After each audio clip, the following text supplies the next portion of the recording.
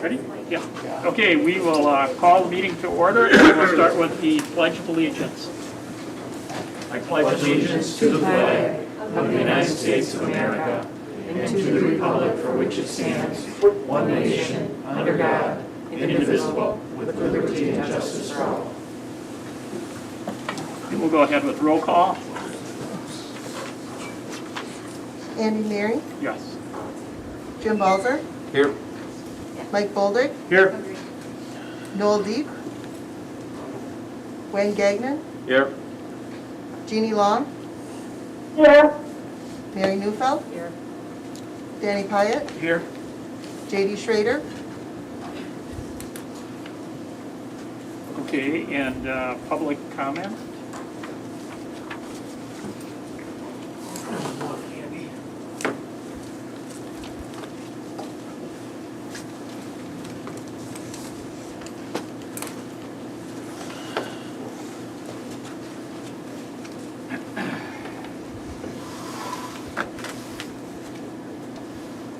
Okay, Claire Usloff?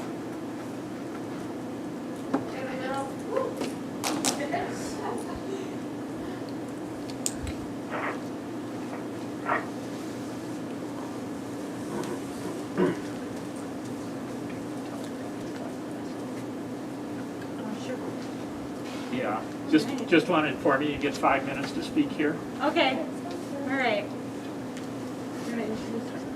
I'm Claire Miroslav. I am part of the junior class, and this is, I'm Anna Evans. so we're here to talk about prom for this year.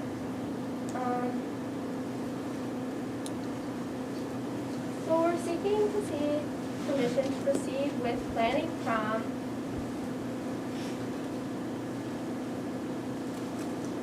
So on January 25th, I had a conversation with Dr. McKenna for possible ideas for venues and just anything we need to do to be safe. And then on January 26th, the class officers met and discussed the conversation I had. And on the 28th, we met with advisors and administrators. So we're trying to plan for May 22nd, so we can get as far as possible depending on weather and anything like that. So we would like to do it at the multi-purpose building at the fairgrounds. The max capacity is 1,700 seated with chairs and tables. With Governor Evers' ordinance, it's 25% max capacity, which is 425 people.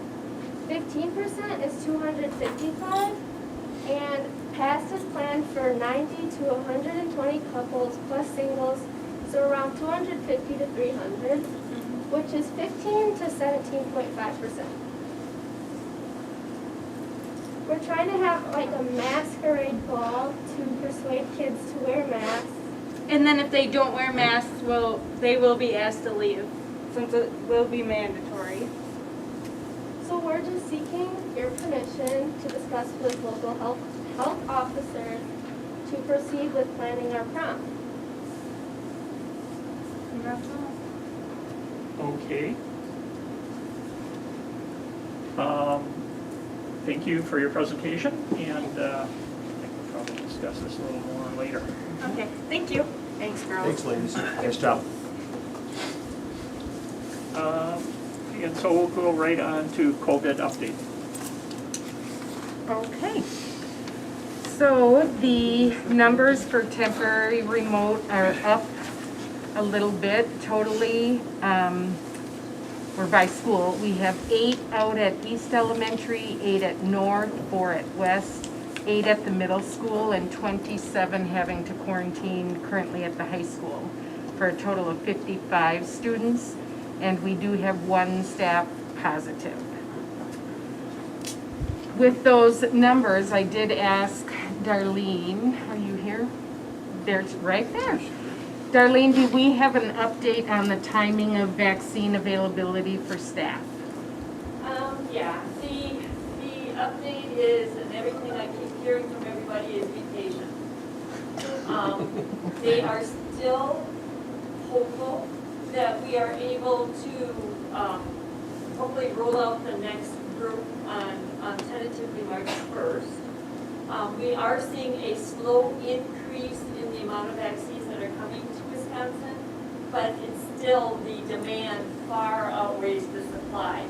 I talked with public health today as well as Lakeside. They are 2 of the 3 vaccinators that are active in the community, Osiris being the other one.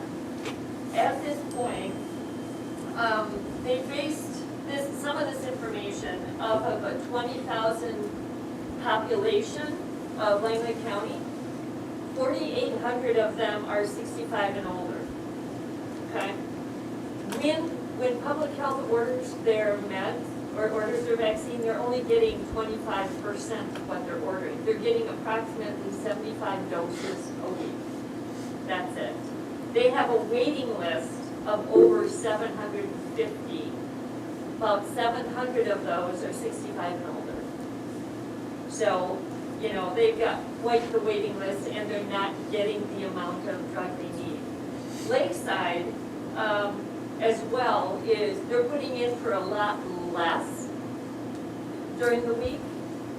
They're requesting about 100 doses, they're only getting 40 to 50. They have a waiting list of well over 1,000.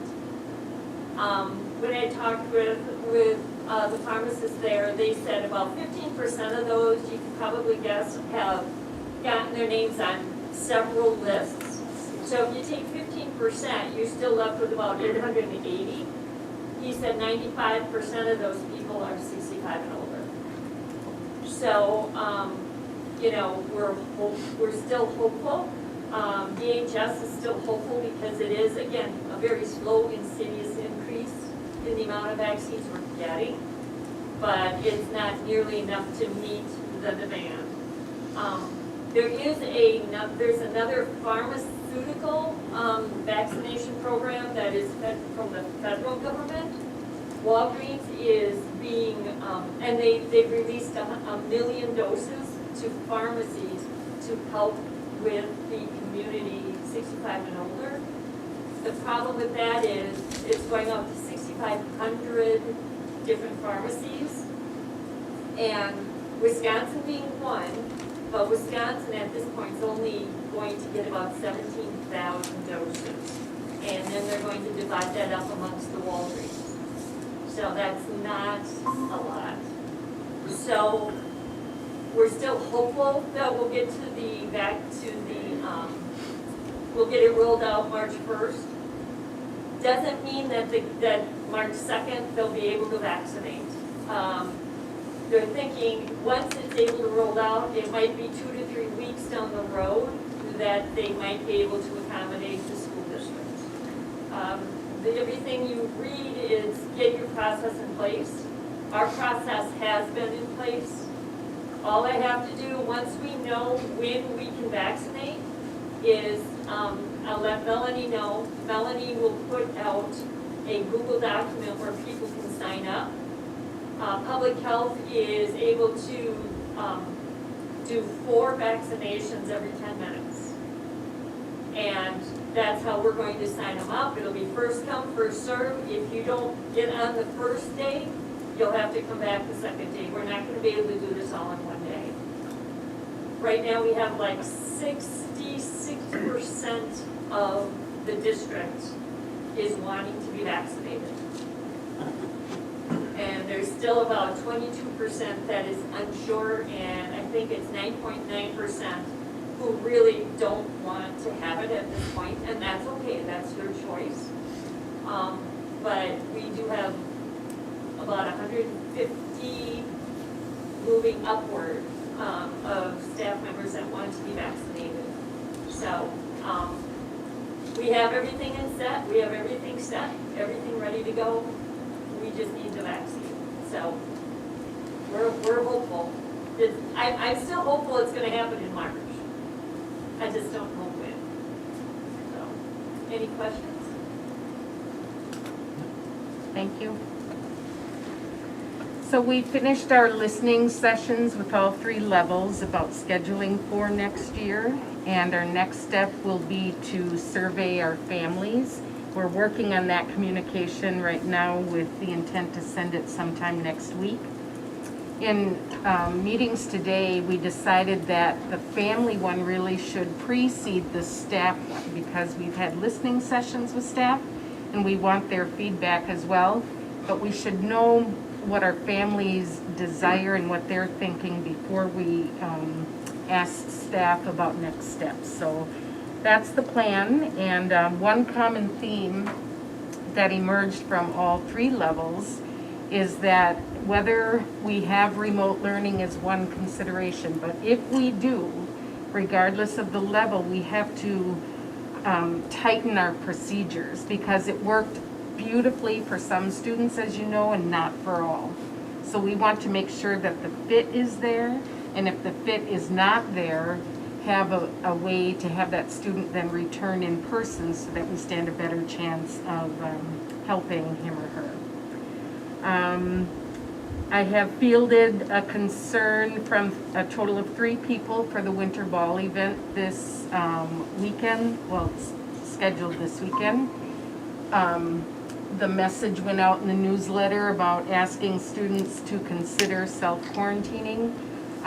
There was some misinformation that I fielded from one of the parties, as evidenced by the girls speaking here tonight. Prom is still in the discussion stages, and so is graduation. Neither of those events had been or were considered canceled at this point. So that is not the case, just wanted you all to know that.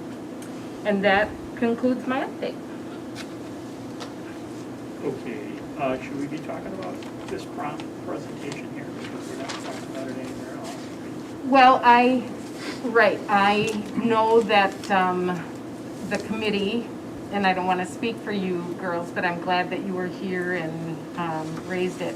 I know that reaching out to Dr. McKenna and other officials is a really good move so that we can put parameters in place. I think the masquerade idea is brilliant. So I don't see any reason why they couldn't continue planning and ultimately be back in front of the board with the final plan, unless anyone on the board would object to that. So, okay. My only question is why at the hockey place versus the high school? And is that just a matter of capacity? We decided that would be a better option since it is a bigger facility, and if we do decide that a Grand March is an okay option, that there would be a couple more people per person that watch the Grand March, and there's more room for people to social distance if they choose also. Okay. So those numbers you were giving there of 250, that wasn't including spectators? Correct. Okay. Okay, well, that's all my questions for that. Anna, does it cost to use the building? Is there a fee? I'm Claire's mother, and so I have kind of been a little bit behind the scenes.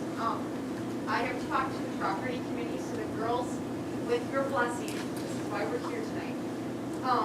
We have to go in front of the property committee tomorrow to ask for permission to use that building. I cannot speak for the property committee, so I won't even venture to go there, but they have donated that building to youth in the past for free. So Okay. we kind of tried to look at the biggest facility. We looked at the pros and cons of outdoor venues, because that in itself does also, lend things. So we just need to kind of, we're asking to move forward to sit in front of that property committee tomorrow. Okay. If you guys think that this could possibly be a viable option. Okay. Sorry, I was late. So do you feel okay live streaming so the parents could watch, and not have any parents and just Yeah, kids? that's And a then, great option too. I mean, we don't have to have the Grand March at all. I mean, you could have a grand march for a camera. Yeah, yeah. Is it? And another thought, if it is okay, I mean, I talked to Dr. Kennan and I talked with you as well, and Another thought is if you have a red march with the masquerade, the parents could be in their cars and you could walk down and around the car, in front of the car and just make it social distance, nobody's coming in, it's just, there are options that we can do to make it safe for them, and live streaming is another one. But if they want to be there to take a picture, they can be in their vehicle as you walk past, type of thing. So, there are options to help keep it safe for everybody at that point, and that's something that can be discussed. What did you say about the dancing? Were you guys considering that, or trying to keep a couple 6 feet apart or 10 feet apart, or is that not even on the table? Is it just like a grand march and done? What was the idea? Can you repeat the question? Sorry. What was Are they the, gonna dance? how are you gonna dance? Is it gonna be keep all couples, two couples together, and people are gonna be, everyone else is gonna stay 6 feet apart? Well, I think we figured that with masks, different groups of people can separate, but I don't know if they're any way to specifically be like, get away from each other, you know what I mean? Dr. McKenna here too. I think part of it is that a lot of these students are cooperating already in school, in close contact in school, but with masks, I think it's certain message. And as long as it's a well thought out plan and kind of delivering that executed plan prior to the Okay, well, that all sounds good. I think we will leave that up to the committee there, and Patrick and Darlene will have quite a bit of input on this, but for right now, you got our blessing to go ahead with looking into it. Thank you. And I have one question with regards to the surveys going out, Julie. Are they also going to be talking about benchmarks as to when we go back to 5 days of school? Is that part of the survey or part of the discussion? What's been happening with that? We have not discussed that as being part of this survey, no. Good question, though. Certainly we talk about it, but not as part of the survey. The question is about going back 5 days. Does the board have any thought on that? Danny, are you asking that if we put this in the survey, maybe there would be no parents that are interested in the 4-day deal anymore? Is that kind of where you're going? Well, I'm hearing that there are some parents that are wanting the 5-day because it is a strain on some families with childcare on Fridays. But they've been willing to change some of their scheduling too to make it work for their families as well. But we need to look back into where are benchmarks, what's the process for going back to the 5-day-a-week school. We need to, the administration needs to start talking about that and putting it out on the table. Put it in the survey. I don't know how that you would think fit. that ought to be something? I think it should be. Yeah. You would suspect that the parents will be strongly in favor of that, and the teachers will be strongly not in favor of that. And I know that is the case, because as you recall, it was strictly a move to address the stress that we put our teachers under, having both remote and in-person learning happening, and learning Canvas. So we knew the effort families would have to make to have that work, and but we were always clear about it being a benefit for the staff, yes. Okay, so you will think about putting that in to the surveys. Yeah. Okay. I guess, one other, I just saw the Wall Street Journal. They were talking about COVID being here, like, to stay. Some variant or another, to Danny's point, 5 years from now, I don't know if we still want to be 4 days a week, or, that'll just be a... And in all of the listening sessions, I was really clear with staff about that too, that our intent would not be to offer or have the 4-day in person next year, certainly. Patrick, did you, you were thinking not 4 days, but you were thinking 5 days. Absolutely, but then in talking with Darlene and Dr. McKenna, both encouraged me, to not be so sure that would happen because like the paper just said yesterday, we're not out of the woods yet. So it is very difficult to know what our rates will be in the community and whether that would be advisable, but that's our hope. So you weren't, what do you think, Patrick? About 4 versus 5 days? Yeah, next year? Well, you know, in general, I think in-person education is our overall goal for all of us. I think it's the best thing for our students. I think students, there's some students well suited to virtual learning or to less in-classroom time. I think for most students and families, 5 days a week is really, I think the thing hopefully we can shoot for. I am very hopeful about the vaccine and it being effective and reducing illness and hopefully being able to open up life more, you know, as we move forward. I think a big part of that will be as well what the regimen for vaccinating school-age students. That'll be a real key in terms of masking and not having to mask, I suspect, and being able to open up in general. That's speculation there, but I think that would probably be an important component of next year. You know, hopefully kids will be able to go through the vaccination.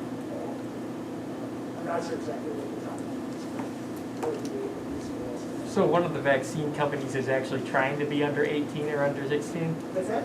One of the vaccine companies is actually trying to be for kids now? Yeah, there's I think the youngest is 16, and there are trials, I don't know if they're currently underway, but essentially trials to be run on children to make sure the vaccine's safe and effective for kids. So, and the timeline for that is, I'm not fully clear.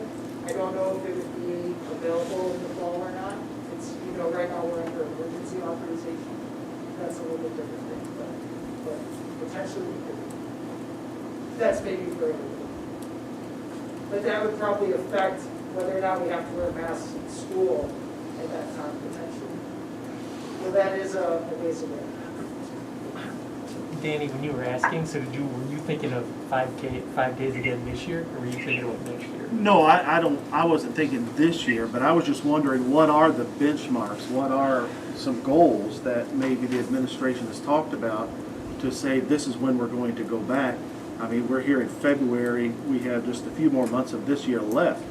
So I was really looking at what's going to happen in September going forward. Then I Yeah. misunderstood. I Yeah. thought you were interested No, in I'm not this year too. starting next week. Next year, it is our intention, COVID, you know, on our side, that we would be 5 days in person. And isn't there always the option, like if we went to 5 and it wasn't working, we could go to 4, like we were gonna do with the quarantine? It was 14, now it's 10, if it didn't work, we could, you know, see what happens. Yeah, but I think people just want to know what our intention is. Yes. Yeah. Yeah, the general intention. Right. So that makes sense Yeah. then for next year, because Sorry. that's what the survey is about. Yep. And so to answer that, Yeah. we would indicate Good. that. Okay, so we'll continue on. We have a long meeting here tonight. In their new business, we have board member meeting, legislative update, and Mary Kay sent us the legislative dinner information in Medford there, and I don't know if anybody's got a comment on that. If not, you can let Mary Kay know if you're interested in going. And if there's more than 3, we'll draw straws. Well, I think, is that fair to everybody, that we do it that way? But let's just say we'll, when is this thing? March 1st. So if I could know for sure by Friday so that they can get the coat. Okay, by Friday. Okay. Mark me down. I will, okay. And we'll go down to, okay, anybody else? You have something, Mike, you have something you want to Do you report? want to hear about convention? Yes. Well, it was interesting, to say the least. Virtual was a new way of doing it, but I think it went really well. Driver's opening remarks on Wednesday were really good. He kind of gave us his pep talk, I will call it, and then afterwards ended up having a Q&A session for about a half hour, 45 minutes, which I thought was really good. And kind of got a lot of people fired up. The speaker on Thursday, who I'm drawing a blank right now who that was, but she was also very well spoken and gave a good talk. The General Assembly went really well. It went long. There were 10 resolutions that were on the table that we all talked about. They were debated for the better part of 3+ hours, but they all passed. The one I know, Jim, you had some question on was the very first one on the 1 cent sales tax, and that it did in fact, before it came to the floor, it got amended in committee on Tuesday night to indicate that local control over how the funds are expended, and that there was also a paragraph added that these funds would be protected from future government redirection, and it would require a supermajority of the Senate and Assembly to overturn it. So, but you all have to put this into perspective, that these are our policies which our lobbyists will take to the legislature to ask to have laws passed. These are not laws right now. These are just our wishes. So. Can we even do that without a constitutional amendment? Did they talk about that? Can that be done just in the law? I would guess no, but I really. I would guess no, JD, but Yeah, okay. this stuff goes through. The broadband access, there were a couple of these that just breezed right on through with very little opposition whatsoever. The one that I thought was going to have a lot of discussion, I was right, was the very last one.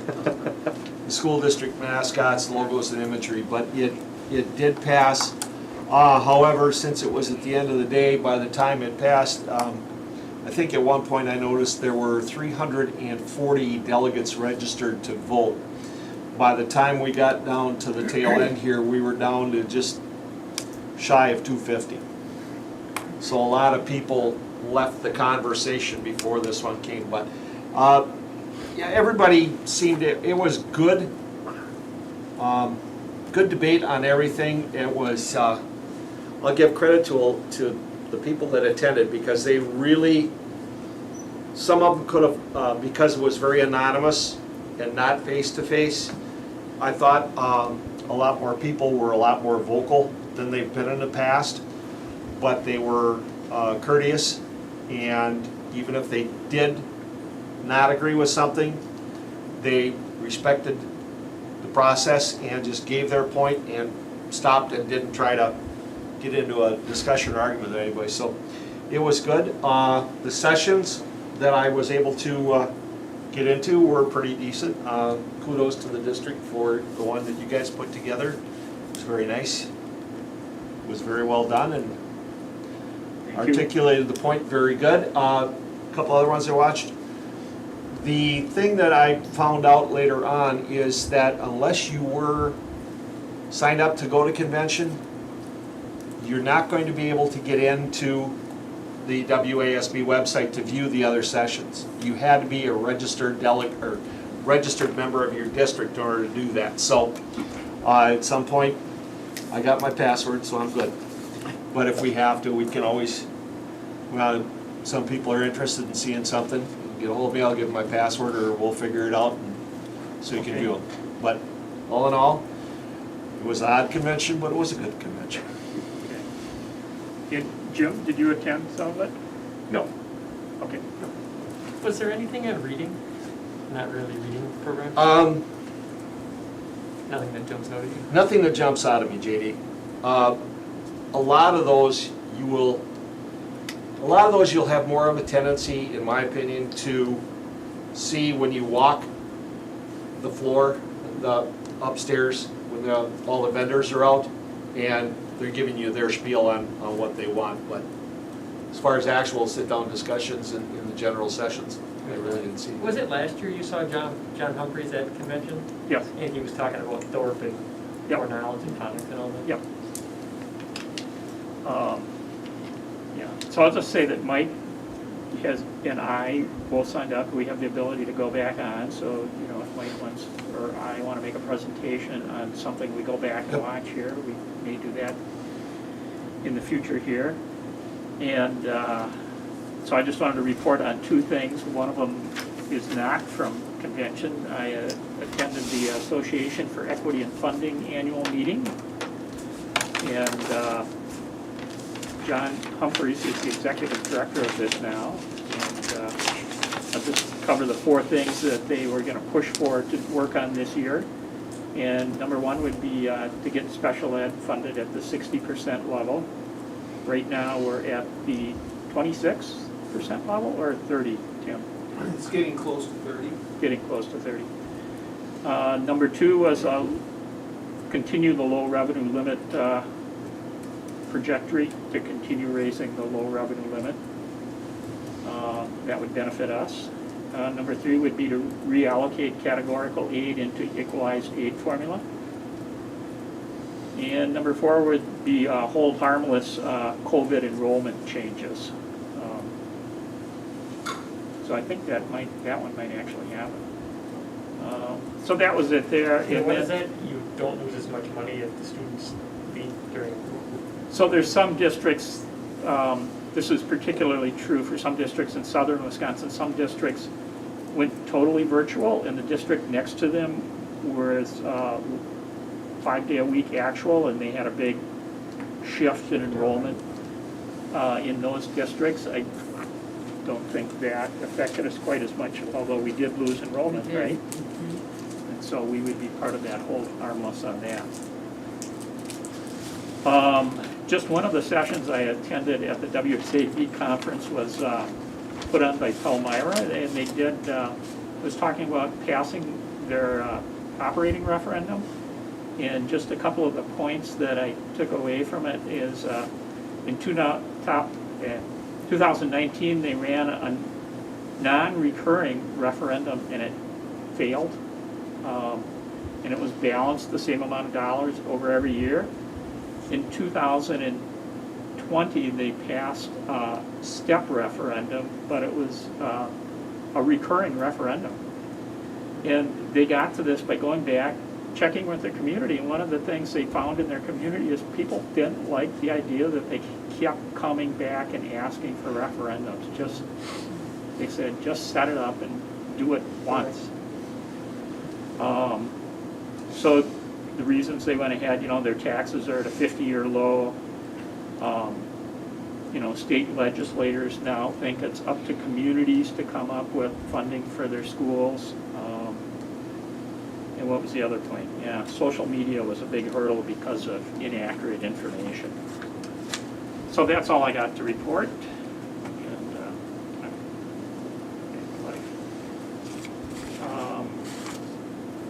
I think we'll move along to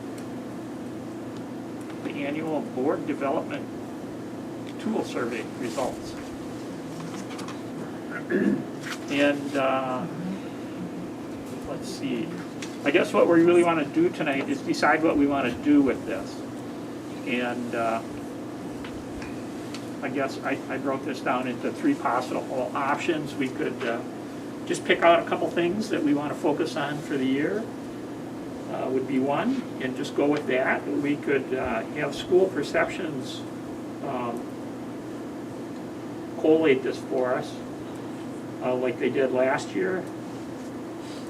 And then we could have, we could look at that again in their recommendations.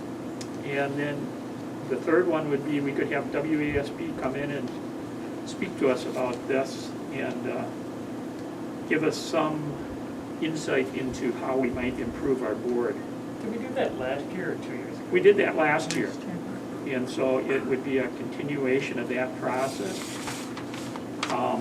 If we were going to have WASB come and speak with us on something, Mike had suggested that maybe community engagement would be a thing to talk about, and so we'd want to decide which one would be better. Now, if we, there's a couple things I went through last year's survey and just compared scores to this year's survey, And in general, everything scored higher this year. There was only 2 questions that were just marginally less than they were last year.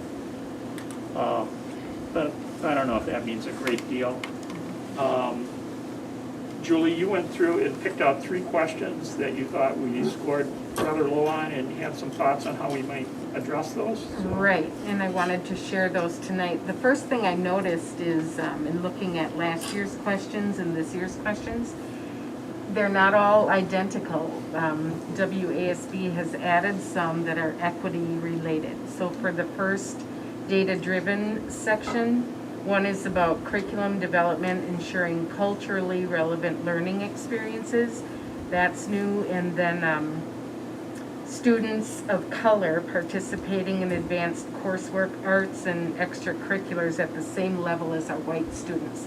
And I am so excited about that because, as you know, we are knee-deep in equity work. And so I feel like it's all coming together. But after that note, I did notice we scored lower in an orientation process for new board members.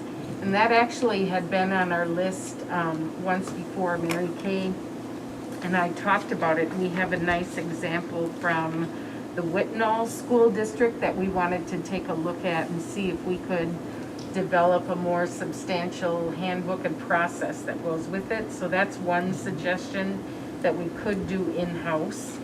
And then the other one I wanted to bring to our attention is under policy, we are successful at attracting and retaining high-quality employees. So we were really gaining momentum pre-COVID, and the feedback we had from our new staff, not this school year, but last school year, we brought them in early and we connected them with mentors and connected them with other staff members. But the best part of all was that bus tour we took. So we had business and industry in our community, and we made all these stops, and their feedback just solidified what a good move that was, because I remember them just saying how it felt like home then instead of just a job. Now, the thought of wanting to raise a family here or move here permanently, that we haven't figured out how to solve yet for those who drive, but doesn't mean we're not working on it. So that would be my suggestion if anyone else is interested, that we could in-house work on the orientation, and that is whether or not we decide to do a retreat with WASB. Okay, so what does anybody think about doing a retreat with WASB, either for board development or community engagement? I mean, I guess we really ought to think. And they might be willing to come up and spend a half an hour on board development and then do the community engagement, depending on who comes. What did we do last year? We went through half a stack. So wasn't your joke we had to start at the back and go that way? Last year was very long, and It was long. didn't really It end was in interesting. the end. You're not paying any attention. Last year, it was Was it Barry? Yes, Barry, and it was on the roles of school board members. yes. So it was pretty much totally geared to board function. I liked that. It was interesting. I think it'll be a good idea. Because one other area too where I think we've got to get a little better is, with the community engagement portion of it, is getting legislators in here and having them see what we're doing and have discussions with them on what we think they should be doing. Because it doesn't seem like we spend a lot of time doing that. Yeah, Yeah, we didn't score Yeah, we well didn't there. score well. we don't score well. I know. And we haven't for a long time, quite frankly. And you know, Yeah. we talked about it, I remember, very interesting. If we invite them in, what will the talking points be and what will we show them? And that's really where we stalled out. And part of it is because I have access to them through CISA, like this Friday again, I'll be able to meet with them. But as a board, you Right. know. It's more like you would invite representative or senator, not not Senator Child. Senator Falkowski. Laskowski, yeah. Falkowski. You'd invite her to like tour a school with you or something. Not necessarily have the whole board there, but it's almost better to, you know, just walk around and let her see what's going on. Yeah. So that's my feeling. I don't know if that's, you know, because then you could have spontaneous conversation instead of saying, otherwise they know what they're going to get. Hey, we want more money. You know, it's not like us. I think you make a good point there, JD, because bring in a legislator and have them go through the school and have them walk through a building and see what's going on. And then have them sit and talk with educators in the buildings. And they're gonna be about as forthright and honest and right in their face as much as possible. But they're gonna do it in a manner that's gonna say, hey, this is where we're at, but this is what we need. Uh-huh. Are Representative Callahan and Senator Laskowski still doing open houses and meet and greets in town? Don't know. I think I they, haven't seen anything in the paper, so. Falkowski has had one or two that I've seen there, I think. She's gonna be at that meeting in Medford. Yeah, so they're at the meeting in Medford, and, you know, that would be the other option, is try to push to have meetings similar to what they do at CISA 9 PAC meetings, but, you know, several school districts, getting them together and meeting someplace and sending board members to meet more than once a year. I mean, that'd be, if we could get the other, you know, if we could get Merrill and who else? Crandon, who else is in their district? Whitford? Are they in? Not in our CISA, but, Yeah, there's 22 districts in our CISA. I don't know if this thing in Medford, is this a CISA? But I mean in the It's representative, in the representatives district. oh, Oh, there's, yeah, more. Yeah. There's a lot. Um, I don't know exactly how many, but there's a lot. And I'm not even sure that, like Falkowski's this area and Callahan's area Overlap, but don't. right, the Senate one's always bigger. Yeah, right. Guess we could look that up, practice our civics.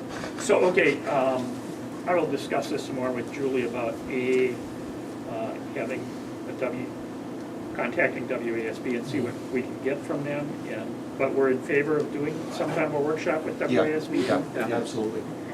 The other option with the legislatures is if you get a couple board members from around here, you know, we could do it virtually. We could all stay home and chat with them. They could give us a little speech and we could ask them questions.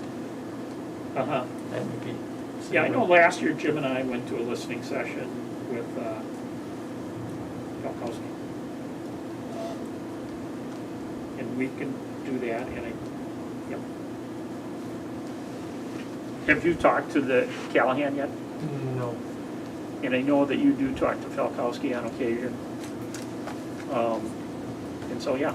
Andy, I briefly talked to Representative Callahan, and he's willing to come to our district and learn about what's going on. You know, as you know, it's his first time serving in this role, and he's just getting established. He would be honored to come and meet all of us and discuss things with us. Okay. And he'll come in person to do that. We will discuss it, Yes. right? Okay. It's better to get them while they're still young and impressionable. Right. Okay. So, does that take care of it for the board development tool, discussion of the board development tool for everybody? Yep.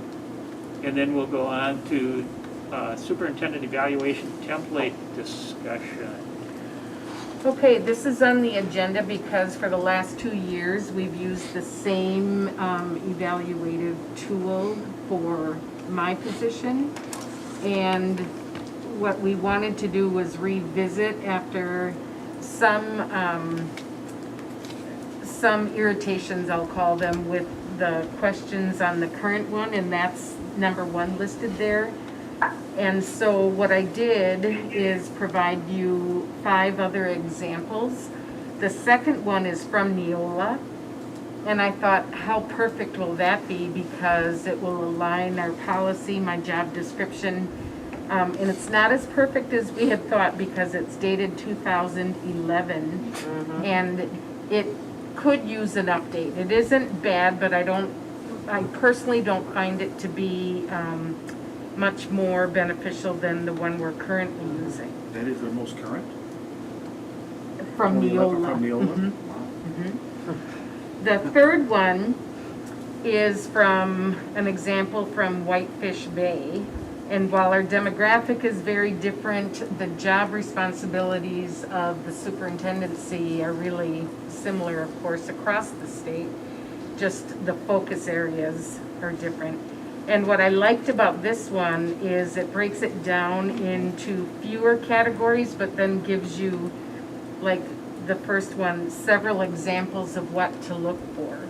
And then instead of a numeric scale, I would either be meeting your expectations or not meeting them.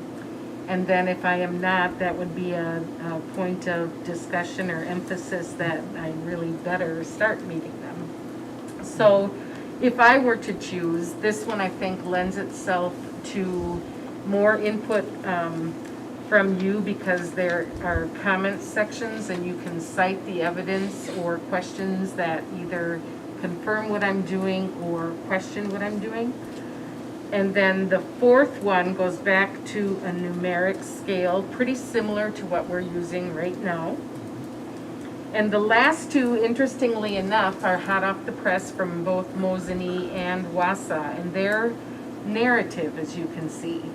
So instead of a numeric scale, it would be that we come together ahead of time, we know what we're looking for, and then come together and we would talk about, for example, on Mosinee's, the day-to-day operations and have a discussion. And so instead of a score, it's really working through the description and the evaluation together. So obviously it is the board's choice, but I would be, I'm really open to any of them, but I know there's been dissatisfaction with the current ones, so certainly we could change at this time. On the current one, you had highlighted some of the questions, and are those questions that we would just eliminate? Yes, those are ones that we had trouble, you had trouble answering because they really didn't fit with my role. Now, we all agree that the buck stops with me and I'm ultimately responsible for everything, which I'm fine with. But it felt in many cases like we were evaluating Tim, for example, which we know is my job. So then it's just the way it was worded was difficult to decipher how to score.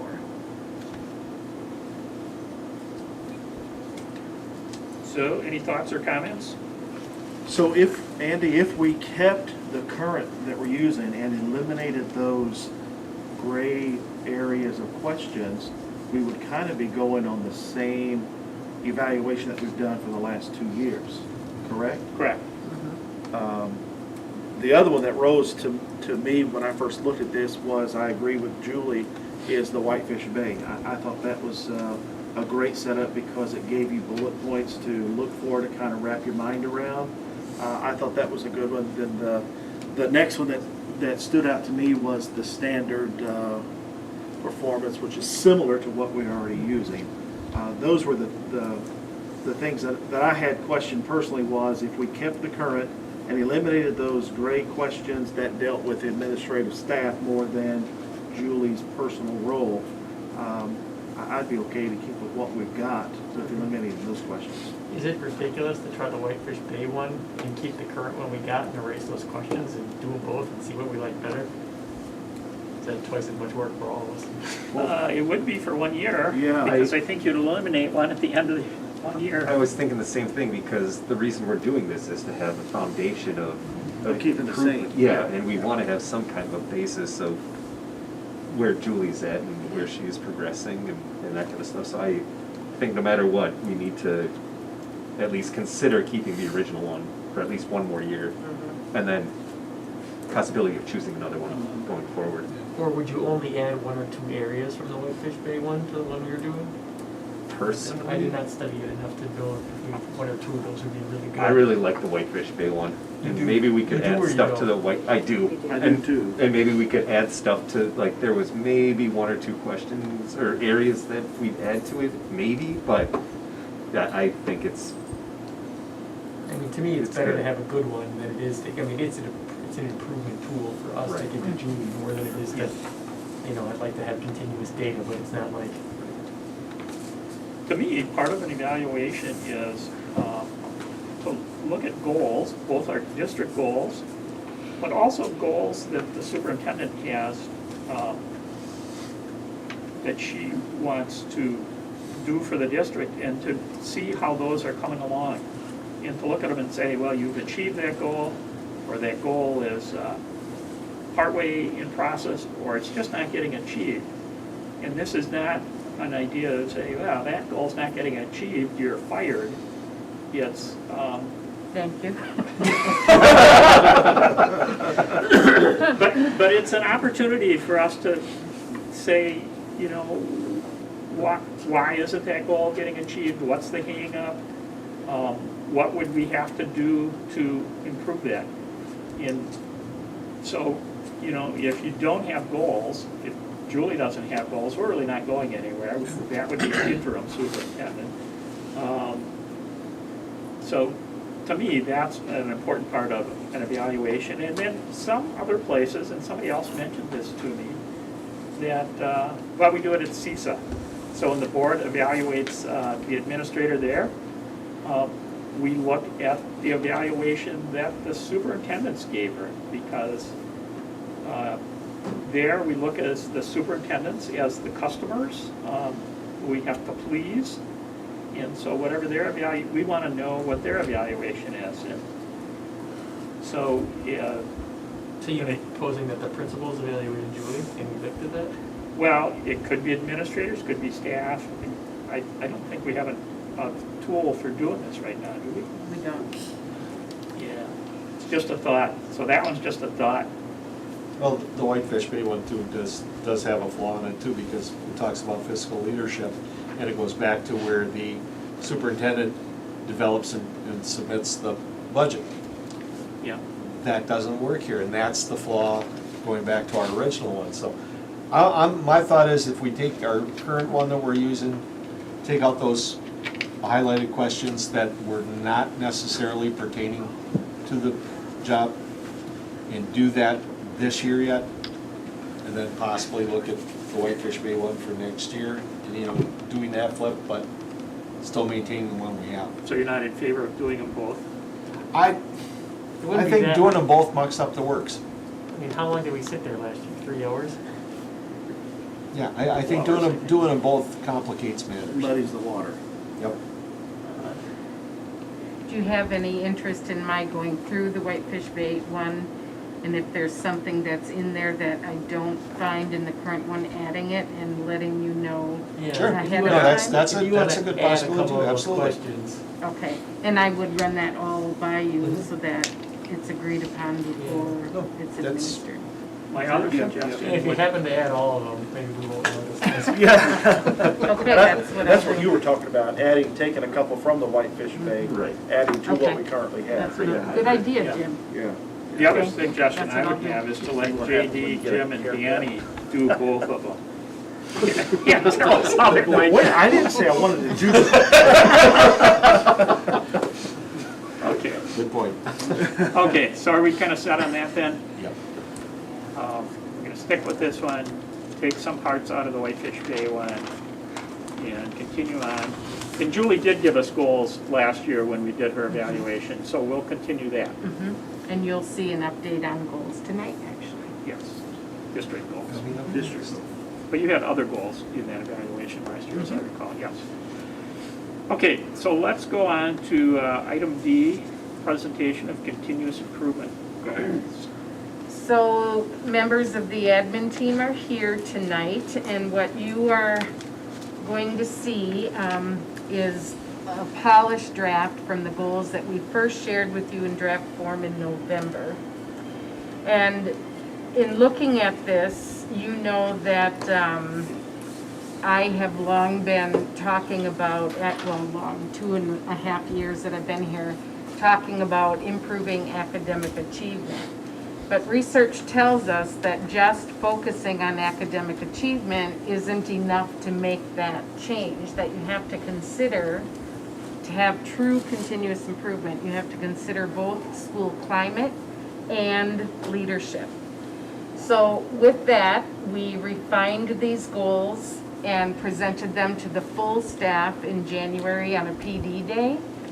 And so you are seeing those slides that pertain to the goals just as they were shared with staff then. So with that, thank you. And Amy, we're ready to start. All right, so I'm excited because we have everyone here tonight and we're all going to take a part in it. So our principals, associate principals, central office staff, dean of students, everyone's here to take a part. So you saw many people moving as Julie was talking, so we're all going to take a slide. So how we kind of fashioned this was we met as a team regularly with guidance from our grant work, which April is here and she helped us guide that grant work and is still doing that. And then we met in subcommittees and we each worked on certain goals. So the group that I was with was our school conditions goal. And as Julie said, this is kind of the groundwork for laying the trusting relationship. So I'll read to you the goal and then some of my teammates will read the additional slides about the specific targets that we're looking to meet. So to increase trust amongst all stakeholders by August 2024, we will build and implement a framework to transform our school community as measured yearly by the EE survey. So EE is educator effectiveness, which is a survey our teachers have access to yearly. All right, Chris, you were over there and now you're over there, so Chris Robinson. Strength in number. Yeah. Strength in number. May I first, for those of you who don't know, this is Chris Robinson, our associate principal, relatively newly hired at the middle school. And then you make the new guy talk right. You know it goes. It's all right. I can handle it. So I can. So this is kind of our outcomes. I can know and utilize strategies from impactful coaching series to further equip our leaders with tools, confidence and skills to lead Wisconsin schools in an era of high accountability and rapid change. So what the impactful coaching series is put on by Association of Wisconsin School Administrators. A number of us have been attending that to learn a lot of balance analysis skills as well as some inquiry skills to help our staff get better feedback from us as well as get us all on the same page with those skills. Balanced analysis. Balance analysis. What's that mean? Great question. So it really is a new piece of the evaluation part where we give feedback and not only identify some areas that we see, but also how does that impact the student learning, which is a big key. I think that we all took away from that as an aha moment. So it's something we're all working on and have kind of working on in the very near future, but it's going to be real key in this part. So JD has got 4 pieces to it. It's got a claim that you make a statement about what you had seen. You back it up with evidence. Then you make an impact statement as far as if we did this, then this would happen. And then you follow it up with a coaching question at the end. And there's different examples of each of them, and they go through a detailed training on that process and how to give feedback, which really gives you as an evaluator, it gives you a very secure base in which to make an educational improvement with the staff. Does a staff member then kind of discuss it with you, or do they just kind of? Oh yeah, that's absolutely.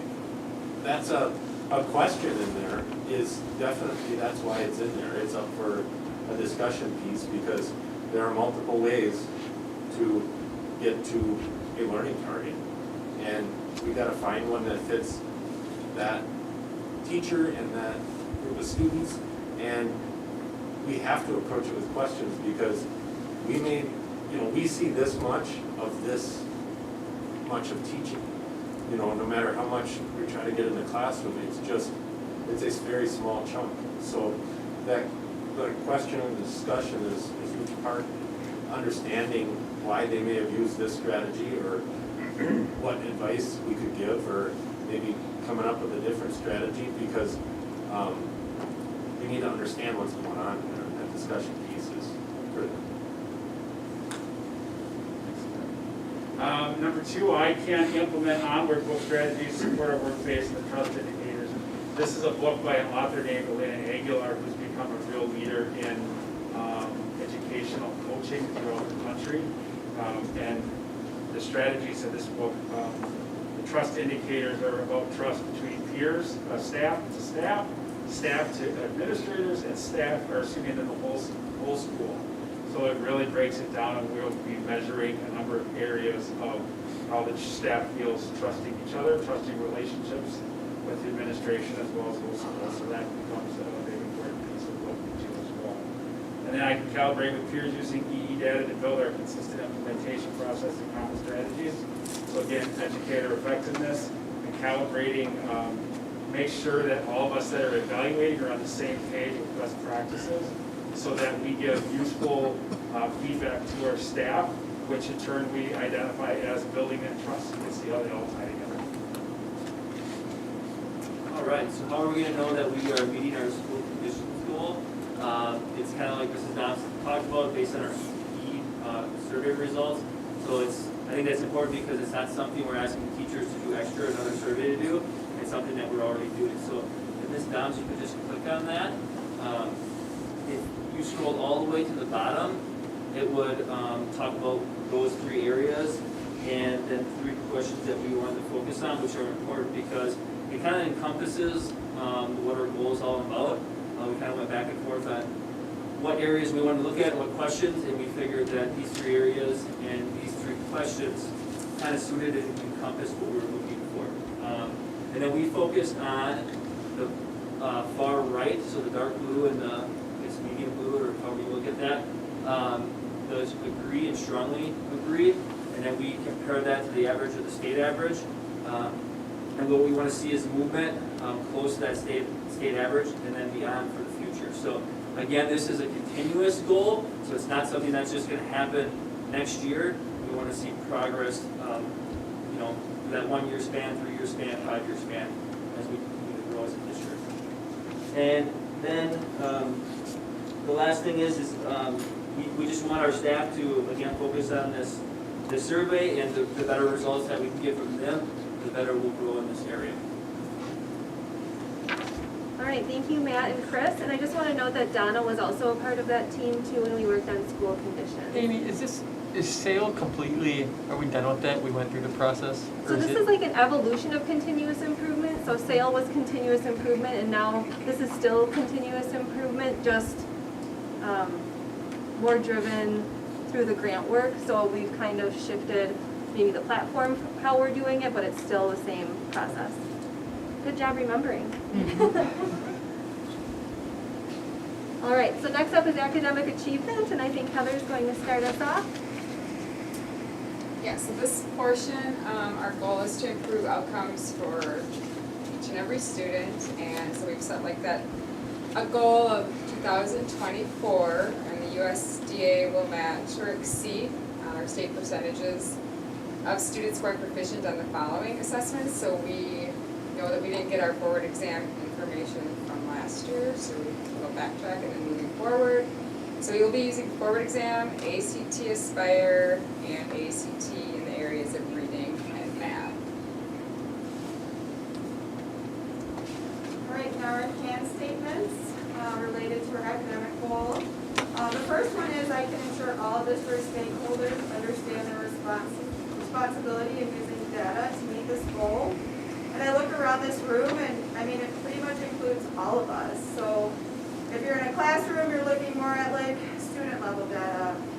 If you're a board member, you're obviously looking at, the district level data. So that truly includes all of this, or all of us.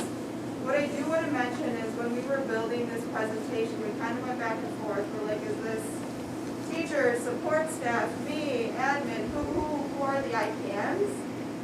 What we need to all understand is it truly is all of us. It doesn't matter what goal we're a part of, we're all in this together. It might just be a different level. So number 2, I can ensure teachers identify essential standards for each curricular area. So if you're a biology teacher, you're really working on bio. If you're Ms. Doms, you're working on all content areas. So again, that truly includes all of us. Number 3, I can provide continued support to to move towards co-plan, co-serve, to co-learn teams. What this really is about is including all staff in our planning, whether you're an instructional assistant, a teacher, a co-teacher, to really meet the needs of every student in your classroom. So what Clint might need in math might be different from what I need in math, but I'm still going to be sitting next to him in the classroom, and the teachers have planned together to meet both of our needs in that classroom. So right now, our special ed staff have really been going through this process. As soon as our standards are kind of curved out, we will really utilize all staff in the co-planning to co-serve to co-learn team. So that's pretty exciting. And then lastly, I can identify high leverage instructional collaborative strategies and coach staff around implementing them. And again, we went back and forth. Is this like an administrator coaching a teacher, teacher coaching teacher, IA coaching teacher? Yes, it's everyone. Like we can take feedback or feed forward from anybody to improve our practices. So 1 through 4 in all of our I CAN statements truly includes all of us.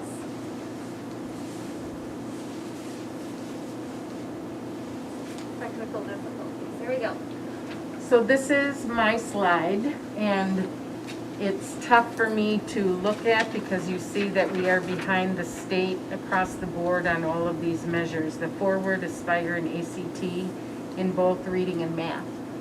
However, the goal is multi-year because we know it is not going to happen overnight, and we understand that COVID has been a roadblock for everyone, not just Antigo. So as you can see, initially we're striving to meet where the state is at, but when you look around the state, Wisconsin doesn't necessarily have the same edge that it once did. We're not even satisfied with Wisconsin's state scores, so we have to keep going. But this is the first benchmark that we're setting for ourselves, is to catch the state. And in the conversation, if we use just these state assessments that are annual, how will we determine how we're doing? And even tonight, you'll see in the AGR report that we have district level benchmarks that we monitor our progress and that can provide indications for us as to how we're doing. All right, so up next is leadership goals. Oh, hold on, could we go back for 1 second? The Forward exam, so that's the state exam where we see the proficiency and the growth. So is that just the proficiency scratching out the growth? The percentage of students who scored proficient or above. Okay, yes. so that's not that is purely achievement. That is not when they factor in extra because you say, hey, you're high poverty, and then they raise your score. Correct. That's not the, okay. Correct. That would be the state report card. Right, but that's using the same test though, that's what I meant. Yeah. Are we going to have the Forward exam this year? Yes, they are saying that they're not pausing it for anything, so as of right now, yes. Okay, and that'll happen in March? Beginning in March, yep. Oh, and so the kids are gonna have to come in who are remote. Correct. It's an on-site feature, just like ACT, students have to be on-site. It's about the saving of the data in our data housing systems and providing that security. Okay. All right, Tom is up with leadership. Right. So our group was Heidi and Clint, myself, and this is the third and final goal of the plan. We heard about school conditions and student achievement. This is really focusing on our team here that's here tonight to monitor our own progress. And a lot of what you just heard has been pulled into this goal. There's a lot of common themes, and we're working hard to get a better hold of the data that we do have to make good decisions and to base our improvement plan on data. And then tied into that is how we are monitoring school conditions and using the educator effectiveness survey and understanding that the professional learning communities that we have established is the vehicle that we're really gonna get the work done. So using that PLC rubric is a big indicator that we talk about and review. And then our district capacity assessment. So that's an assessment, it's another measure of our team effectiveness. And our external coaches that are working with us have really complimented us on how reflective we are, how we are free and comfortable with challenging each other, asking each other to justify their opinions and their thoughts. So those are how the team is going to monitor our own progress. Right, our ICANN statements for Yeah. leadership. So, You got it? I wasn't sure. yeah, is that all right? I got it. Okay, so the ICANN statements, you know, as we work towards building a strong system of support for our students, and building collaboration to supporting our collaborative teams, you know, we're able to do that, follow the PLC process to improve our student outcomes, using educator effectiveness, like Chris and Clint mentioned, as good feedback continuously with our staff to support high quality instruction, and then communication, that we're clear, coherent with our directions, and following our new system of leadership with the district leadership team, the school leadership teams, and going all the way down to our building teams. And then the monitoring data, Heidi? So the monitoring data is tied to each of those previous IPN statements. There are some examples in here. I don't know that we need to click on them, but the PLC fidelity rubric is how our teams are functioning. And we selected very specific indicators out of these to see if we are seeing growth, which align with our culture, which goal aligns with our achievement goal as well. So none of these are really separate. They're all kind of working in tandem together. So cultivating a collaborative culture, we have our baseline, our district need, and then the DCA is our district capacity assessment, and that's really driven through the grant, and that is how our team evaluates the capacity our district has to implement what we are trying to implement, to put it simply. And so what's nice about that is that we did grow. If you want to click on just the data system for decision-making link. Oh, One moment, please. that's okay. Technical difficulties beyond Don't your worry about control. it. So it shows that for year one in our DCA, we evaluated ourselves and our ability to do this as like, I think 31%. And then this last year when we took it, we went up to 50%. And all that means is that we as a team are building those structures and have more confidence in our capacity to implement any innovation that we want to do. So that was good from that standpoint. And then we are using the EE survey as well, just like we are in each of those other ones, and picking indicators that align.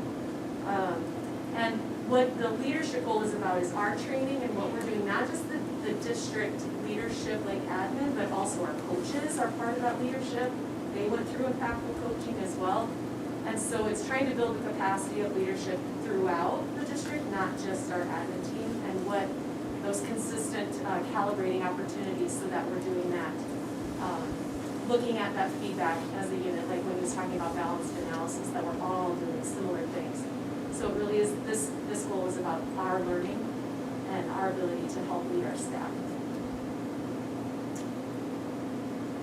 All right, and then the very end is just April and my shot at trying to put this together as a visual, because oftentimes people equate a systemic goal. It's easier to remember with a visual. And she and I are both not very visual people, so this is open for suggestions, so please feel free. But really wanted to show that we're all moving in the same direction with our goals to meet one continuous improvement goal to show student achievement improvement amongst all. So it takes all of those pieces, the data, the I can statements, the supports, the understanding, the learning, to come together to continuously improve for our students. So that's our presentation.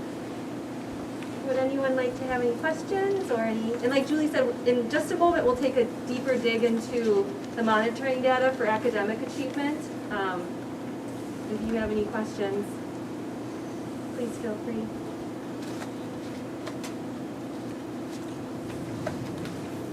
Okay. All right, more to come on that. Thanks, in the team. future. Okay.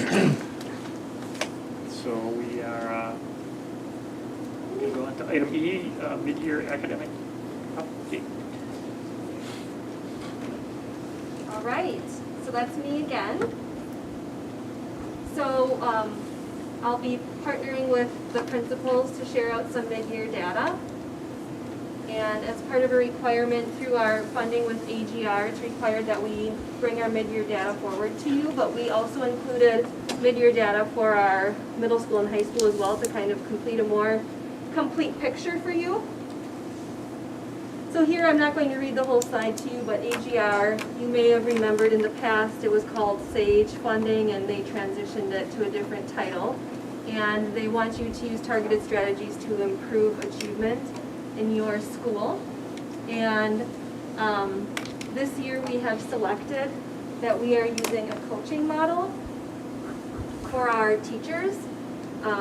It is important to note that this year that involves some hiccups. And the reason that is because of COVID, our structures are a little bit challenging sometimes with not everyone always being in person. We had some kids virtually and some in person, some teachers virtually and in person. So we're getting a little bit of a later start with the individualized coaching, but we did have coaching for all of our new staff immediately and also coaching for some of our teams and what they needed at the time to help their progress to get started for the year with all the newness of online learning and also adjusting maybe to fill some of those spring gaps that we were anticipating and still continue to have some worry about. So when we measured the AGR goals, the elementary principals really took some time to dig deeper into their data, and we use a system called FastBridge, and it gives you some really great reports about what students need just right now and right next, but it also gives you some overall health reports of your system, some deeper data. So we wanted to look, instead of just percentage points of on track or not on track, they're looking for growth rates. So a frustration I heard from them that they shared was students were making growth, but maybe not enough growth to get them in the next category to qualify them at a higher level. So you might be familiar with like proficient or advanced. Students were still making growth and proficient, but they might not get to advanced because it wasn't enough growth. That was frustrating to see because students were making a lot of growth. So when you see the growth ranges, that's students who are achieving a growth rate of 50% above the 50th percentile. So digging deeper in the data, learning more every year. Sorry, I'm struggling with this computer. All right, so just a few things to think of with the planning. These are pieces that I share with the state and then also with you. Note that the aid calculation is changing even throughout this year. So all of that is in relation to COVID. So these things are just updated almost monthly sometimes. And I'm learning a lot. So if you have any questions about any of this, please let me know. But I just wanted to keep you informed. And you might be very well aware of what AGR is, but I wanted to make sure that you all had the same information. So now we're going to look at some of our mid-year data. So here we have combined school demographics. AGR is targeted for K through 3rd grade students, not 4K. So this is a K through 3 targeted implementation, so that's what you'll see here. All of the descriptors below are for that targeted K3 combined elementary. So it's not, I didn't separate out east, north, or west. So this is comprehensively overall. I do want to just note though that these numbers are varying. I checked it one day and then I checked it 2 days later and they were fluctuating just because of enrollments in and out are very, very common this year. So This was timely as of that day, about a week ago on WiseDash. But you can see some of our percentages. A big driver of AGR funding is that economically disadvantaged percentage. What is the cutoff number for getting AGR funding? Is it 50% economically disadvantaged or what? Don't think it's 50. I do not know. I don't know if the top of my Amy, I head. think it's 35. 35. Kim does know. I'm gonna put my trust in Tim, because he knows a lot about funding. Then another demographic is just about our race and ethnicity percentages, again at that K-3 combined school range.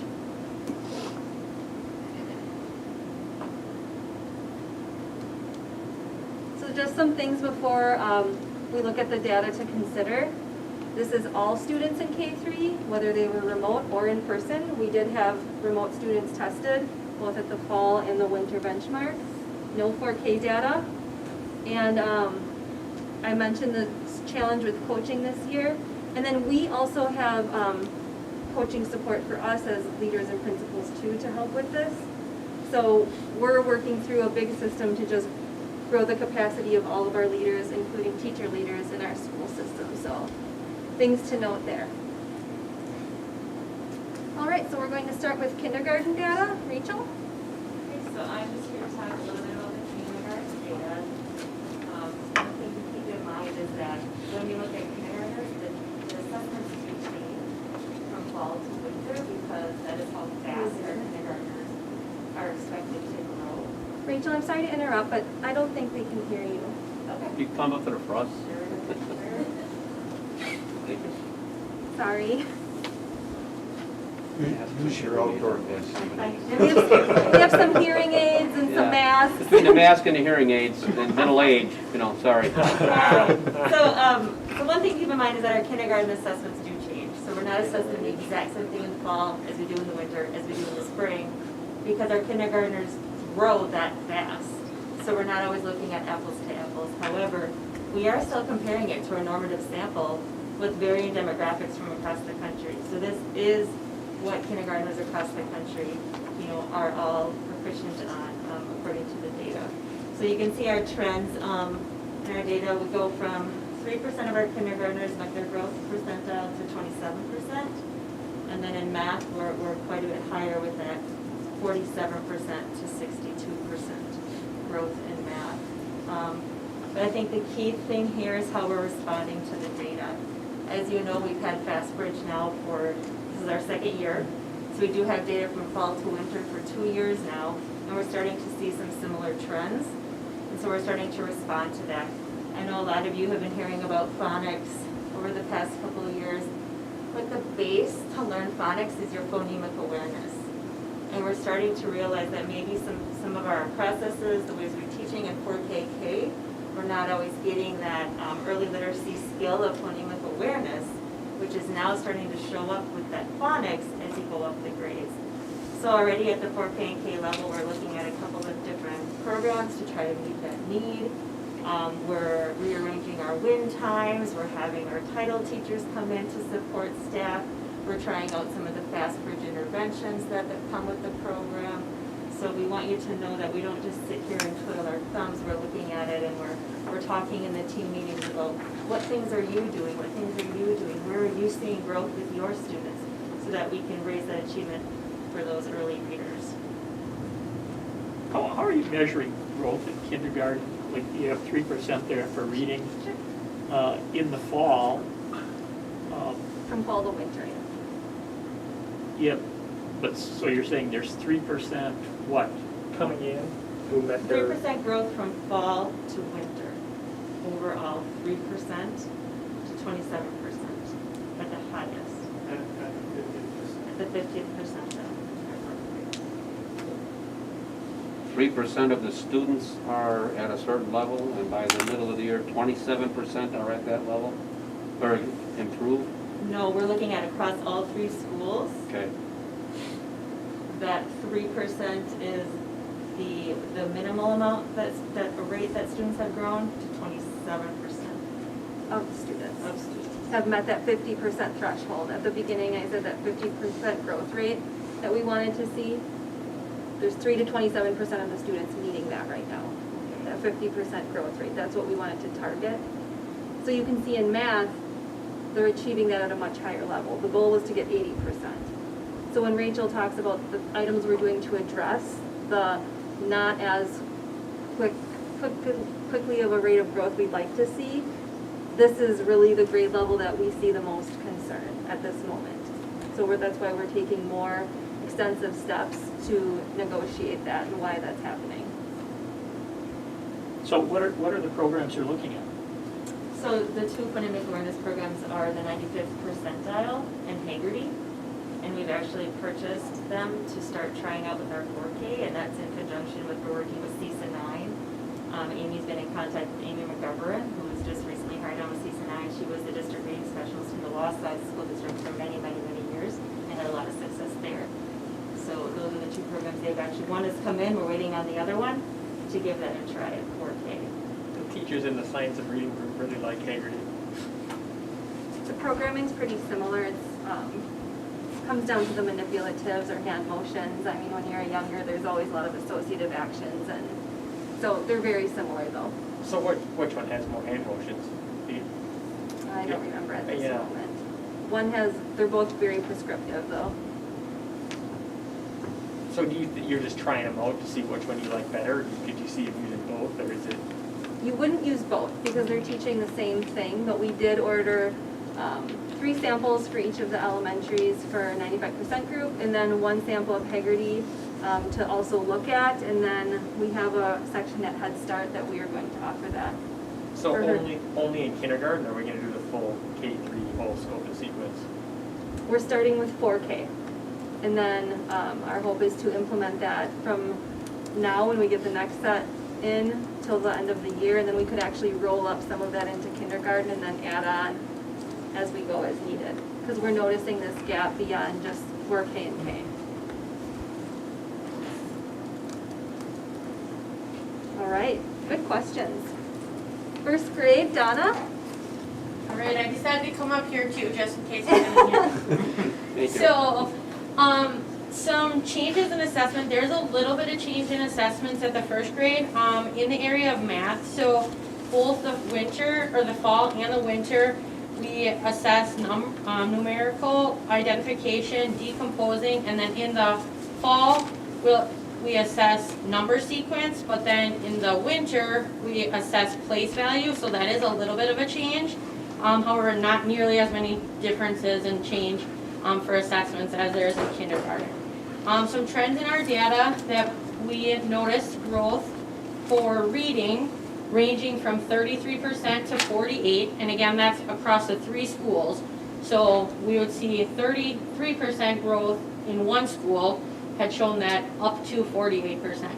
And we are seeing more growth in math from 59% to 64% growth in the area of math. Some things that we've done to respond to the data this year as well as from last year. Last year, we actually sent our first grade team to the RISE intervention framework training with our title staff. So we, at all 3 buildings, do have that intervention that our first grade has been utilizing. And that was noticed last year looking at our data. That's why we looked into that intervention. Also, we are utilizing our building levels and title, literacy, and math support teachers to provide interventions with our students highest in need.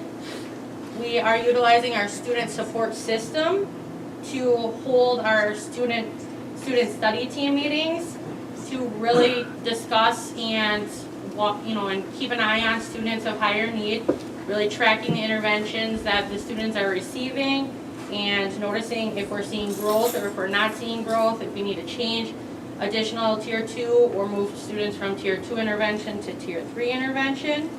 And as I mentioned, we are utilizing that RISE framework intervention that our teachers were trained in last year. What's that one do? That one's math or that one's reading? Reading. So the only math intervention that we have added this year is with adding our literacy and math support teachers, and our math teachers have been receiving some different trainings as well as coaching. So we have one teacher at each of the 3 buildings that focuses on literacy and math.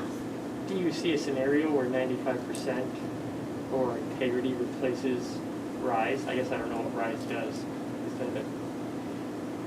And it could. Right now, we looked into RISE intervention framework last year and just focused on our first grade with it. And I know Tom did attend that training with the first grade team and the title staff as an intervention for us to look at for that grade level. Do you remember what that was like, Tom? Was it like phonics, or was it like focus on sounds, or was it like?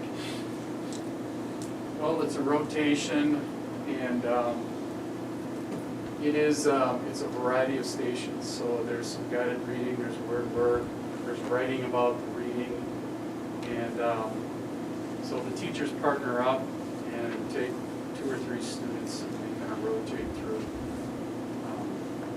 If you're interested, maybe that's something that could be presented on. Yeah, it sounds a little more like Daily 5. Is it? This is more of a framework where like Haggerty and 95% group are explicit phonics and phonemic awareness instruction. They're 2 different. Okay. 2 different strategies. That's universal, correct? 95 to me. What is universal? They're both. Right. Which one is which, April? The 95% group for Haggerty would be a universal instruction for phonemic awareness exclusively, and then RISE is a structured intervention. It's not a long-term thing. You can take it out as soon as So 95% group universal instruction. RISE is more of an intervention or targeted assistance. Did you hear that, Mary? Okay. So Tom, would this be something easier to understand if JD was to come in and see it in action? Sure. If you want to, sure. I just wonder if we're getting closer to throwing away our Lucy Calkins. Well, we're developing a curriculum review cycle, so all in due time when we talk about what we need for resources in alignment with what standards we choose. So we don't want to throw out anything just because we might have feelings about it. We really want to talk about, is this something that meets the needs to teach our students these standards that we've chosen as the most essential. So I know there's a lot of charged emotions sometimes about different resources, but our teachers have done an excellent job this year of unpacking their ELA standards, choosing essentials. We're excited about publishing those before the end of the school year and sharing them out. And then being able to go through a process of, do we have the resources that we need to meet these standards and teach them equitably to all of our students. So it's a long process, and also then we have all the other contents to keep going with because math will be next, so we'll keep going. All right, so 2nd grade then, Tom. Thank you, Donna. Yeah, so I just think it's so important to realize the previous presentation about monitoring our professional learning communities and collaboration, and all of that is tied to improving student achievement. And so that's 2nd grade. In 2nd and 3rd grade, the assessments changed to an adaptive test that is aligned to the Common Core standards. So whereas kindergarten, 1st grade, we're looking at skills that are going to predict reading success. But if a student has this understanding in this fall, winter, spring, we should see reading success because they understand and know this. Whereas 2nd and 3rd grade, both, it's called A reading and A math. They, as the questions begin, they adjust depending on how the student responds. So then that's not forgotten when they take the test again in the winter or like this coming spring. It picks up where they left off, so it doesn't reset. So with the idea that students should be growing if they've continued to receive high quality instruction. So those are the ranges, growth at the 50th percentile, 51 to 63 in reading and 48 to 72 in math. So, seeing some good results. All right, and third grade, Rachel will finish us up with third grade. So as Tom said, third grade is very similar to the way we assess the second grade. And so just taking a look at the data and where we're at with our growth there. I think one thing to keep in mind is that you do have those teachers who are going through some coaching work with the Wisconsin Institute of Mathematics to learn a little bit more about math practices. And through that, we have one teacher at West who's piloting a math intervention program to see what kind of results we're going to get. And so just because we're starting to take a look at moving maybe into math and choosing those essential standards, that's going to help grow us in that area to do that a little bit more quickly. So those are just the things we've done in third grade. So just overall about this data for all of us collectively, this is a benchmark assessment. So this is something given 3 times a year. It's one piece of data. Do we use it? Yes, you heard a lot of examples of how we're using it, but it's not the end-all be-all either. We consider other things when we look at our classroom structure and our what we would do next as a teacher. So then we'll talk a little bit about secondary updates. Heather will talk on the middle school, and just a reminder, this is not AGI related anymore. This is now just an update for middle school progress on reading and math, and then we'll talk about high school reading. Heather? Yeah. So what we found this year is that our scores for A reading are very similar to what our percentages looked at last year at about the exact same time. So if I recall, Amy and I working through that together, and then our teams going back and figuring out what we need to do to adjust time. And it's basically with the A reading, our phonemic awareness, again, is an area of concern, so we need to really fill those gaps. So it sounds startling to all of us at 4th grade, that in 5th grade, and 6th grade, and 7th grade, that we would still have that, but it's a reality, and so we're digging into it, and we are adjusting time, and our teachers are working with Title, they're working with our coaches, they're working with their team, and everybody's collaborating and figuring out how to adjust time to do a double dose of this type of work with our students, with our phonemic awareness. And we're also working on other things, but that is really our #1 main focus based on what we're seeing here. We feel pretty comfortable that we're making a move in the right direction. Our 6th and 7th grade are focusing in on small group instruction within the ELA, first starting with the universal, but then also adjusting some small group during reading time for our students, the conferring, and then also we just started back in with our WINS, which is what I need time, and that's where we've been able to move and adjust some of our 6th and 7th grade students to go more into an intervention, which we didn't do the first semester due to the cohorts. We're still cohorting, but we do have a little bit more flexibility to move around, and that's helped us adjust our time with that. So we're feeling really good about that. And we are doing this for ELA and math. So we added our math scores also on the bottom. So the A math, focusing in on the number operations. So we also have to realize that within these areas of growth or gap, some of our students are making incremental growth, but they're just not maybe making it enough to get to that next level.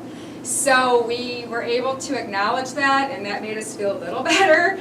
Because this is very daunting, and it can really drag down your staff if they don't see all this incremental. Also, we're not getting in the weeds, but we have to acknowledge that we had a school closure, and we did have a lot of COVID restrictions, but now we feel like we're getting to move a little bit more fluently and hopefully make some gains with that. So that's where we're at. All right, thanks, Heather. So this really shows the good comparison. Elementaries are marking that growth. You know, we talked about the 50% growth. Here's just showing how you might still be in that green category and you're not able to move up to the blue, but you might be making progress within that green category. And there's different benchmarks expected at fall, winter, spring. So you're expected to make so much growth each benchmarking period. So I know it looks a little sad. However, I feel like this is a celebration because we are not seeing worse data because of COVID. So that's pretty interesting, I think. Some people have talked about these large gaps potentially. We're getting a little feedback. I'll give Dustin a minute.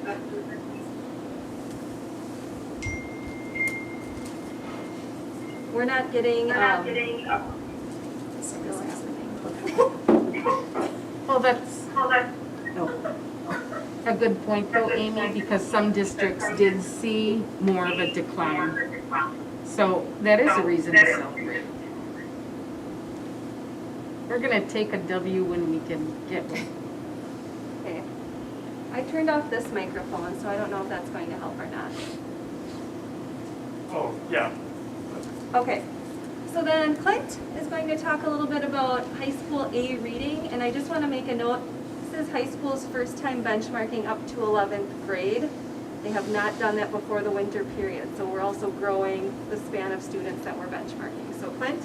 And at the high school, we're really focusing on the 8th and 9th grade A reading data, and then we're going to grow into looking at or utilizing the 10th and 11th grade A reading data and A math data as well. But we really want to focus on using the data better. So one of the things that we're looking at as an admin team is a balanced analysis like we had talked about previously, about really specifically conversations that we're hearing around the data and what skills, what access the teachers need in order to make those decisions about adjusting their instruction that are related to this benchmarking data. Now when you look at that, 8th grade is on the top and 9th grade is on the bottom. And when you look at the college pathway, which is the light blue color, there's a significant difference between 8th and 9th grade. And Amy, I'm going to let you explain why we see that difference. So in looking at that, it just, in itself, you would be like, yes, right? We're really making some huge gains between 8th and 9th grade. So as Rachel talked to before, this is a norm reference test, and historically a lot of high schools don't do a lot of benchmarking. So when you're norm referenced, you're always looking at the pool of tests and adjusting your normed benchmarks based on the pool of people who have taken the tests. So there's fewer samples 9th grade and above, but in that current sample, this is how our 9th graders are scoring. So typically benchmarking is quite heavy, K1, 2, early elementary, even up to middle and intermediate. However, at high school, not as much. So our scores compared to that normative group right now, we're scoring quite well. So why might that be? Originally at the high school, we started benchmarking students who had IEPs because we wanted to write really good goals and have it data-based. And I'm going to take a stab at guessing that a lot of other schools would use it in that way at a high school level.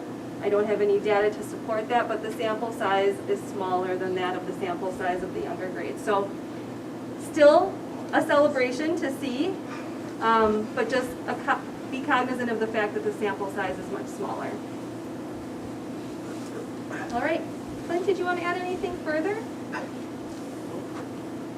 All right, so that was a lot of information. I'm interested to know if you have additional questions.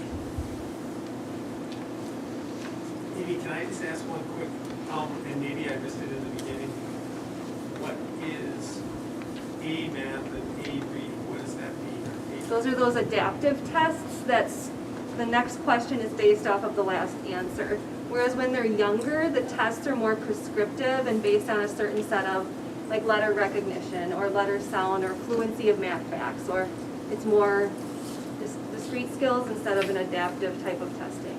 So there are more tests within the FastBridge suite, I guess, of tests, but we focused on the A reading and the A math ones here. All right, other questions?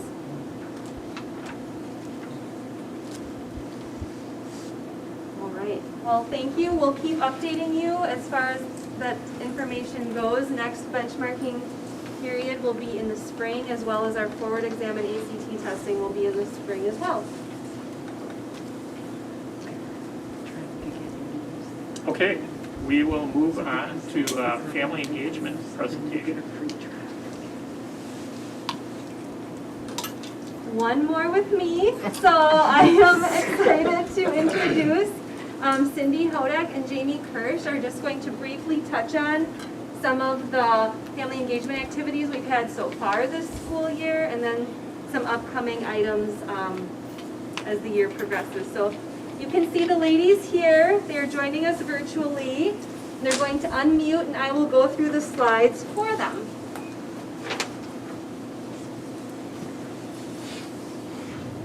Oh, Jamie, I can't hear you, so let's hold on a sec. Dustin, what do I need to do here? Can you try talking again, Jamie? Sure. Hello. Good job, Dustin. We're good. I can hear you. Okay, well, thank you for having us. I appreciate having some time to share with you some of the things that we have been doing this current school year. They do look differently than what we had planned last spring, but all in all, we are moving ahead and still trying to encourage that family engagement and offer parents some activities that they can do with their students to help improve their academics. So, first of all, last spring, we, together as a reading team, created a vision for family engagement, working together, building a culture of collaboration to improve student learning, and that's our goal. And as everyone knows, family is a large part of that. They spend more time at home than they do at school, and we really do need to help those parents become engaged and support the engagement and offer them opportunities and ideas to do that. So that's what this is all about.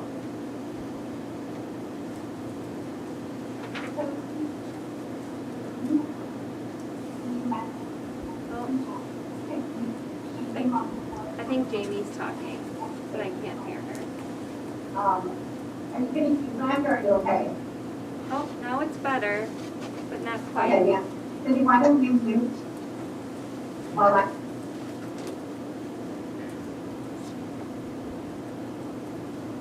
Can we try it once, Jamie? I want to look at her face to see if she's talking. Jamie, do you want to try again? Yep, can you hear me? Oh, no. Yeah. Yes?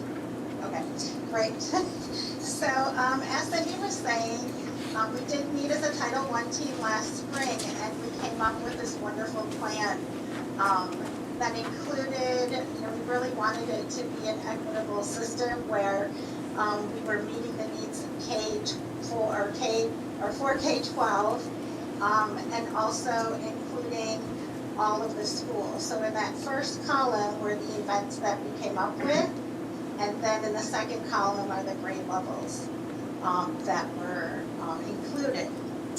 And then we ended up having COVID in our restrictions, so our plan kind of went out the window, and we had to be creative. So what you'll see on the next slide is what we've actually been able to do. So what we'll do, we have our items that we've completed, and then we'll go through and talk about each one in the slideshow. So the first thing that we started with was our fall meeting, and Cindy's going to talk about that. So Title I requires us to hold a fall meeting to invite parents in and inform them of the parts of Title I, if you will. And we held this on November 5th. And we talk about how we go about choosing kids as far as who we support first as Title I teachers in the school, and we use a comprehensive needs assessment to do that, where we take several different pieces of data and we bring them together, and we assign students a score, if you will, and that helps us really be focused on who we're working with and making sure we're supporting those students with the most need.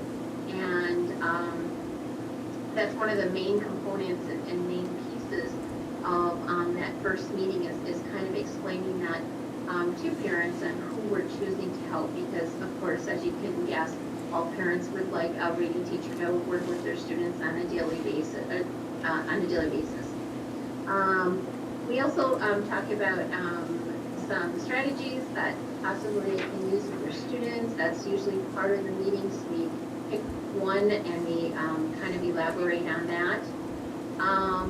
And also in that meeting, we do talk about the compact. And the compact is an agreement between the teacher, the student, the administrator, and the caregivers, and we have different roles for those people, and we talk about them, and hopefully all together, working together, we can provide the support that students need. So that's another big piece of that is introducing that compact, and then that is sent home and signed by all the people involved. So one of our first virtual events was taking Scholastic Spotlight on Reading program and really getting creative on how can we engage parents in this learning. So we decided to use our learning management system, which is Canvas. And we created Canvas courses for each grade level. So parents would have access to the course online and still would be able to complete the activities. So at the elementary level, they were able, we talked a little bit about AGR money, so they have a little more access to free books, and so they were able to have 3 books that went along with their course. At the middle school, we had 1 book that we sent home, and we had to have parents sign up. So at the elementary level, every child got 3 books. And at middle school, and this is kind of a celebration, this last line, our first family engagement event last year, we had 4 families. And our Spotlight on Reading, we had 32 families sign up. So that was really exciting for us. So the Spotlight on Reading program, these are the topics that were in the Canvas course, and were shared, and they were the same K-7.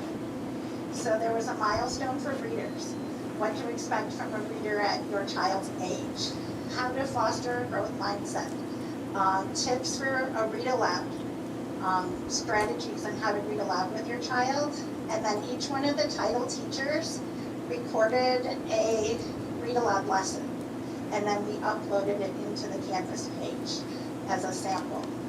And then there were various activities that the parents could choose to do with their children at home that went along with the read aloud. And then of course, we always want that feedback. So that was the last part of the Canvas course.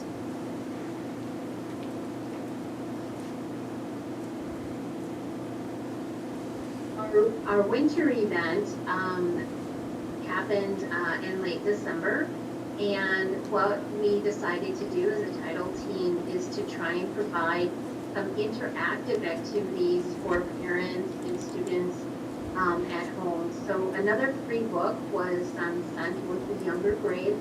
As you know, those books are a little shorter, a few less words, and they go through them fairly quickly. So they did get another book. At middle school, we also had them sent home another book, and they were able to choose their book. So that was exciting for them. Kids were thrilled to, be able to choose a book and take that home. We also sent home a math activity appropriate for each grade level that was interactive. So it may have involved rolling some dice, adding some numbers. We had some dice involved in a game at the middle school that included, practicing multiplication facts and things like that. And just fun ways to interact and have some learning too. So I'll let Amy go on with the celebration. So another way that we tried to connect with our parents virtually, so I'm going to have you go back a slide if you can. There you go, to talk a little bit about our winter theme celebration. We created a presentation, and I did share this in the presentation. Those are all links. We're not going to go through them with you, but you can at your leisure. We did create this slideshow. We knew that there weren't going to be any holiday celebrations or concerts of any sort.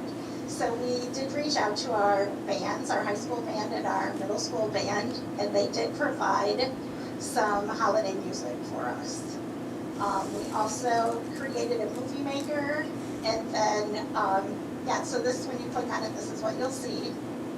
This was shared on Class Dojo, Infinite Campus, our Pride Weekly, on our website, so that parents had access to seeing their kids perform in their middle school band class. And another thing, this is a shout out to April, I don't know if she's still there, but she was able to have our local Santa record some readings of books that we added to our presentation.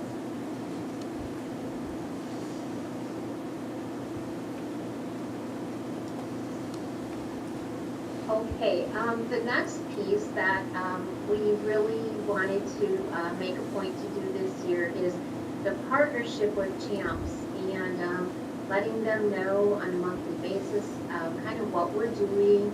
And also we've been bringing in, with thanks to April too, some people to kind of answer some of their questions and concerns. So that partnership is really important.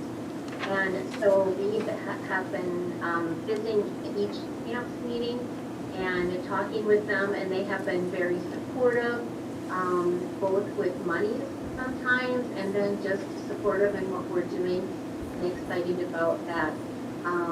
So I think that partnership is really growing, and now that the meetings are taped, I'm hoping that parents and caregivers are watching those, because we usually do have some links or some ideas in there also for them. So we're hoping that they're viewed. It would be nice to see if we could track their views and try and bring them in to that, because as everyone knows, over the years, our parent organizations, whatever they have been called, have really come down in numbers. And as Title I and as an educator, we would all love to see that partnership grow and have more people become involved and be a part of that. So we really want to continue to grow that partnership with our CHAMPS program, and hopefully bring in more caregivers along. So each one of those links on that page are recorded meetings that we have through CHAMPS. I would, especially the public library ones, if you don't get a chance to view, or if you haven't had a chance to view them, they're excellent. I didn't know we had so much available at our public library, so that was really informative. Okay, so where are we headed? Here are the things that are coming up for the end of the year. It's amazing to even say that, but in March we're having an event, Read Across America. We're featuring that, and East Elementary is heading that up. However, it is going to be across the school district. And in April, we're going to have a Wild About Reading activity that's going to be headed up by West Elementary. And in May, Blossoms and Books, is being headed up by North Elementary. Here at the middle school, we are going to be doing a couple more spotlights on reading and get some videos out to our caregivers and parents that will help them in supporting writing with students. And then also we're going to have another one with summer reading and how important that is to maintain those skills that students have learned over the school year, so they are ready for that fall. And it's just simply, just as simply as reading a book, once a week, or 30 pages or something. So we really want to make sure that point is out there for students, so they continue and keep what they've learned with them. Okay, and then we just wanted to thank you again for having us, and then open it up to any questions you might have. Okay, any questions? We Okay. can't see anybody, so we're just Yeah. hoping you're still there. We don't have questions, but thank you for your presentation, and We it's, know the ceiling. I think it's so important for us to work on that family engagement. Oh, thanks. All right. Thank you, ladies. All right, see you later. Thank you. Okay, we will move on to item G, Head Start Future Plan. Okay, no presentation for this one. Just know that we've enjoyed a partnership with Head Start for several years, long before I was here. But as we grow our 4K program, and last year was the first year we offered all-day 4K, 5 days a week, we started to be able to offer the benefits that Head Start does. And so we found that we were really, at least in 4K, duplicating. So Amy and I met with Karen Keeper from our local Head Start, and also Carol Giacomino, who's the head of the regional programming, and agreed that this coming year would be our sunset year, next school year. Again, because for the first time now, we're able to offer all-day 4K, and if we can go beyond COVID, hopefully provide busing again, which is something that Head Start isn't able to do. We would still partner with them, especially for our early childhood and 3-year-old programs. But we employ the teacher there, Carmen Lair, and so after next year, we would bring that section into our schools too, and just wanted you to be aware of that. Any questions regarding that? And they are waiving our fees this coming school year too, which amounted to, Tim, I think it was about 17,000.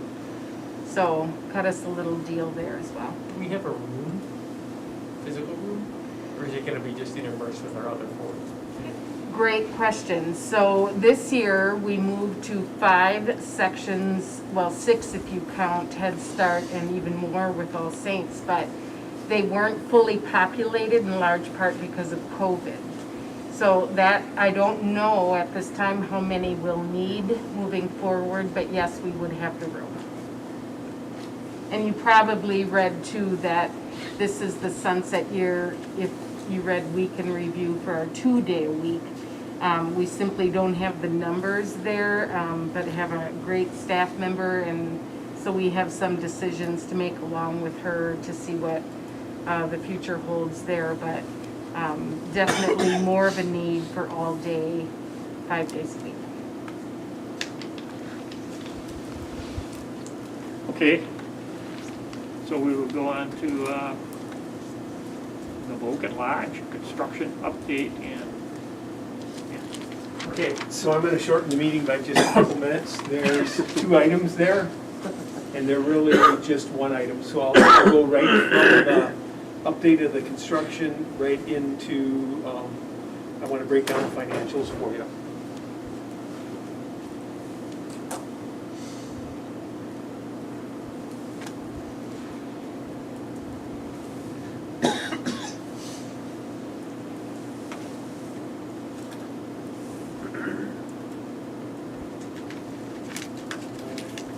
You know, this has actually been a pretty exciting meeting this evening. Just kudos to Amy and her team and all the administrators. You know, I'm around it every day, but it was really cool to hear all the information that's going on. And we haven't had this kind of a meeting in a little bit of time. Yeah, it's been a while. It's good. So, and I hope I maintain that same quality throughout my 2 points. So, with that, keep her going. Okay. So last month, at the donations piece, I didn't have a definitive answer on exactly how many, what our available dollars were. And tonight I want to show you why that number is a little difficult to even on paper to answer. I can give you the number, but there's a lot of contingencies still unanswered. So I'll just move into the presentation. So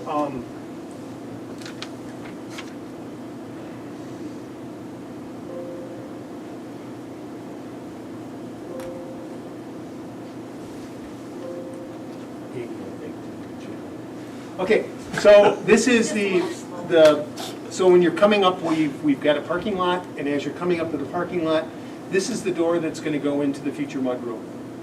So this was taken about 2 weeks ago. They're working on the roof, just finishing up the details of the roof. This will eventually be the main entrance to the lodge.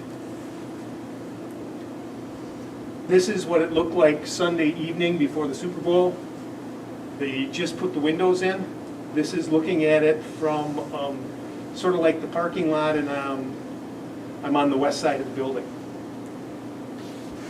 This is the building as it faces the lake. Yeah, it's going to be a really, really nice structure. This is the west classroom, and this was about 2 weeks ago. This is the main great room as we're facing the fireplace. So that's the little box down here. Those eventually, as part of the truss system, will be some exposed beams in a cathedral ceiling. Then from the main room, we're looking out into the other classroom space. And then finally in the back here, we're looking at what's going to be a kitchenette. We got a first aid station, and that's Mark Kautza and Dan Van Owen going over some electrical stuff. Okay, so on the questions on the where we are with construction. Jake told me today they have, hopefully the building inspector will be out on Thursday, and they'll begin to insulate on Friday. So here's the detail of where we're at with fundraising. So our Fund 21 is where our donations, our segregated donations go. And we, as of last month, we had donations, including the anonymous donation of $527,194.81. The board approved the use of fund balance of $75,000. We had, in Fund 13 is our grant area, is where we maintain the school forest budget for, we take timber proceeds and we put them in there, and then expenses associated with getting to the school forest, maintaining that property come out of there. We took $75,000 from that particular segregated fund. And then also into there was the sale of Pleasant View. So questions on the total available funding. So then we had a base bid of $708,000, and in your packet I've also broken down the contract amount, and this is just really the same document just broken apart. But essentially we pulled out $45,000 for the polished concrete, and then we've got other items that are pretty much associated with that polished concrete and colored concrete, where we started out not knowing where we were going to be with donations, so we just took that out of the project. The geotechnical survey was something we took out, and you're going to see it get added in. So we had an engineering firm that was supposed to help design the footings based on the soil conditions at the site. Well, we got into the project, and the excavator told us that the front half of this geo survey wasn't necessary, because from excavating he could tell the soils weren't going to cause any special problem with related to footings. So we backed that out. We've talked about the donation to Sonatag, and it gets a little bit complicated, but Sonatag gave us the equivalent of a $16,000 donation. The contractor that got the concrete bid is one of their bigger contractors in the area. He buys his concrete cheaper than what they would give us the price at. So you'll see there's some accounting adjustments that went into the donation for the concrete. And I'll explain that when we get to it. Because of, I guess it would be COVID related, the building boom has just been really crazy this summer.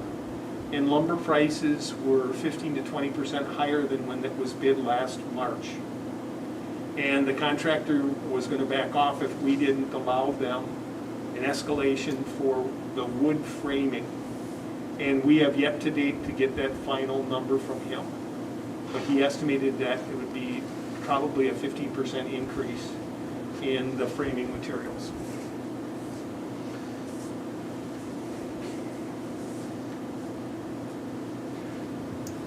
So then we have change orders coming through, and I don't know that I necessarily need to go through each one, but where I will want to point it out is in change order number 2, you can see the contractor on that $16,000 donation is giving us $11,840 worth of credit. And then we had some additional sidewalk work that was included in the package that we also had to pay an additional amount for.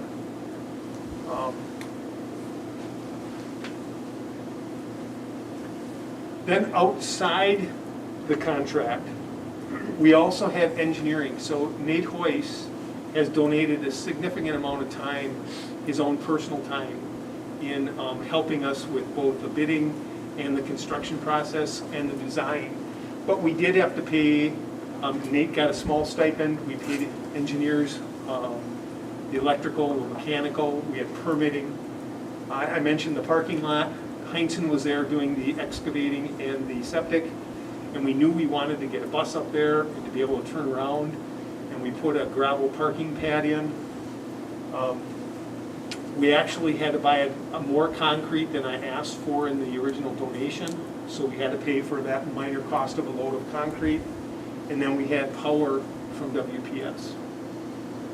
So outside the contract, we were at $43,882. So essentially, the number to date is we have $40,000 available for additional items. And then the following slide is items that we want to consider. So now we got this bare concrete floor. We would like something that would be a little nicer than bare concrete if we could.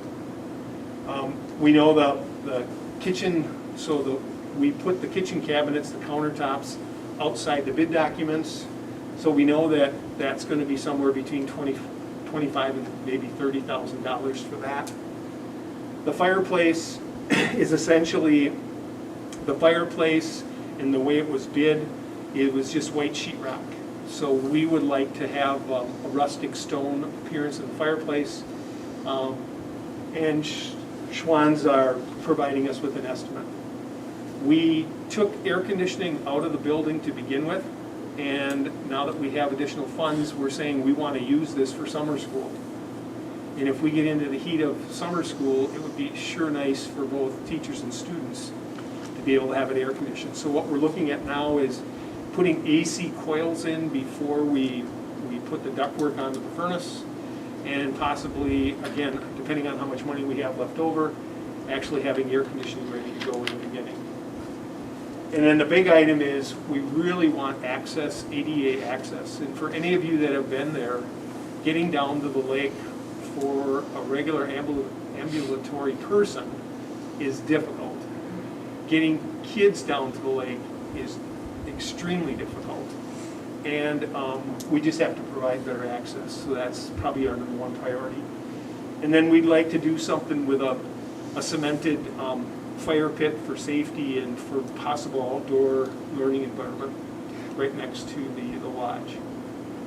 So, questions? So you're still fundraising? We are still fundraising. And so what we've done is, just for transparency's sake, maybe what I'll do is I can certainly give the board copies of change orders if you'd like to be involved in that process. We've got a tracking program that we bought specifically for this project. It helped generate draft change order forms, so we have an industry standard change order form that we track where I or Jake sign off on it, as well as the owner. It automatically adjusts the contract amount so he knows how much their contract is for. And it really documents every step along the way. And I'd be happy to include those in monthly financials if you guys would like to see those. Does anybody want to see that in particular? Sure. Yeah. All right. And Tim, obviously the 40,000 you have there now is not going to cover all this stuff, but is the building going to be, at what point will it be usable? So in the original bid, we asked that it be done by the end of March. You know, by adding and subtracting off the contract, in particular adding items, we've added a little bit to the scope of work. So, you know, I'm hopeful that come May, we'll be able to use it. You know, we have to get occupancy like any other building. It's going to be a little muddy, I would think, around the site in the beginning, so it's going to be weather dependent. But certainly there's no reason why we shouldn't be able to be using it in May and possibly for summer school. Okay. The staff right now is discussing updating the curriculum and working on curriculum writing. One of the committee members is working with UW-Stevens Point to see if we can get an intern over the summer to help with both curriculum and possibly even hanging around for a semester with possible like instructional assistant. So there's a lot of stuff going on right now with the school force committee. Okay. Very good, thank you. And so we will move on to item J. Budget projection.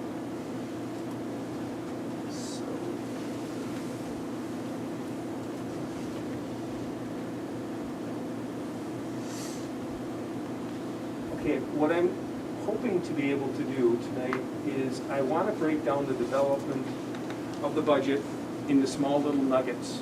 And if we can do like 10 minutes tonight or 15 minutes tonight, and then each committee meeting and from now until hopefully May or June, we get to the point where I'm providing you little segments of the budget and how, being the first part of the biennial, it's kind of difficult to know where the legislature and where the state's going to go. But as we get to like the impact of the CARES Act money and possible CARES Act 2, so maybe next month that's what I'll focus on. But this month I want to focus on enrollment. And the reason why is enrollment really builds the base at which we develop the budget. And understanding enrollment and understanding the effect of enrollment should be pretty helpful.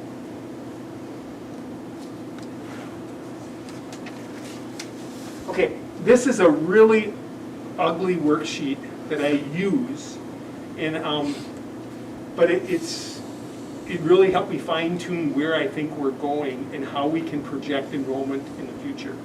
And the data is really, the biggest part is something Mary Kay provides me. So this is for the library census. We have to keep track of 3-year-olds to 21-year-olds. And Mary Kay gets this information and passes it along. And I've looked at this data and played with it a little bit. And part of it, this school year, you know, on Third Friday Count, part of the Title I monies and part of the CARES Act money, we have to know, we have to proportionally share with the parochial schools. So they report to us their enrollment data by grade level. And so now we have birth rate, we know our enrollment.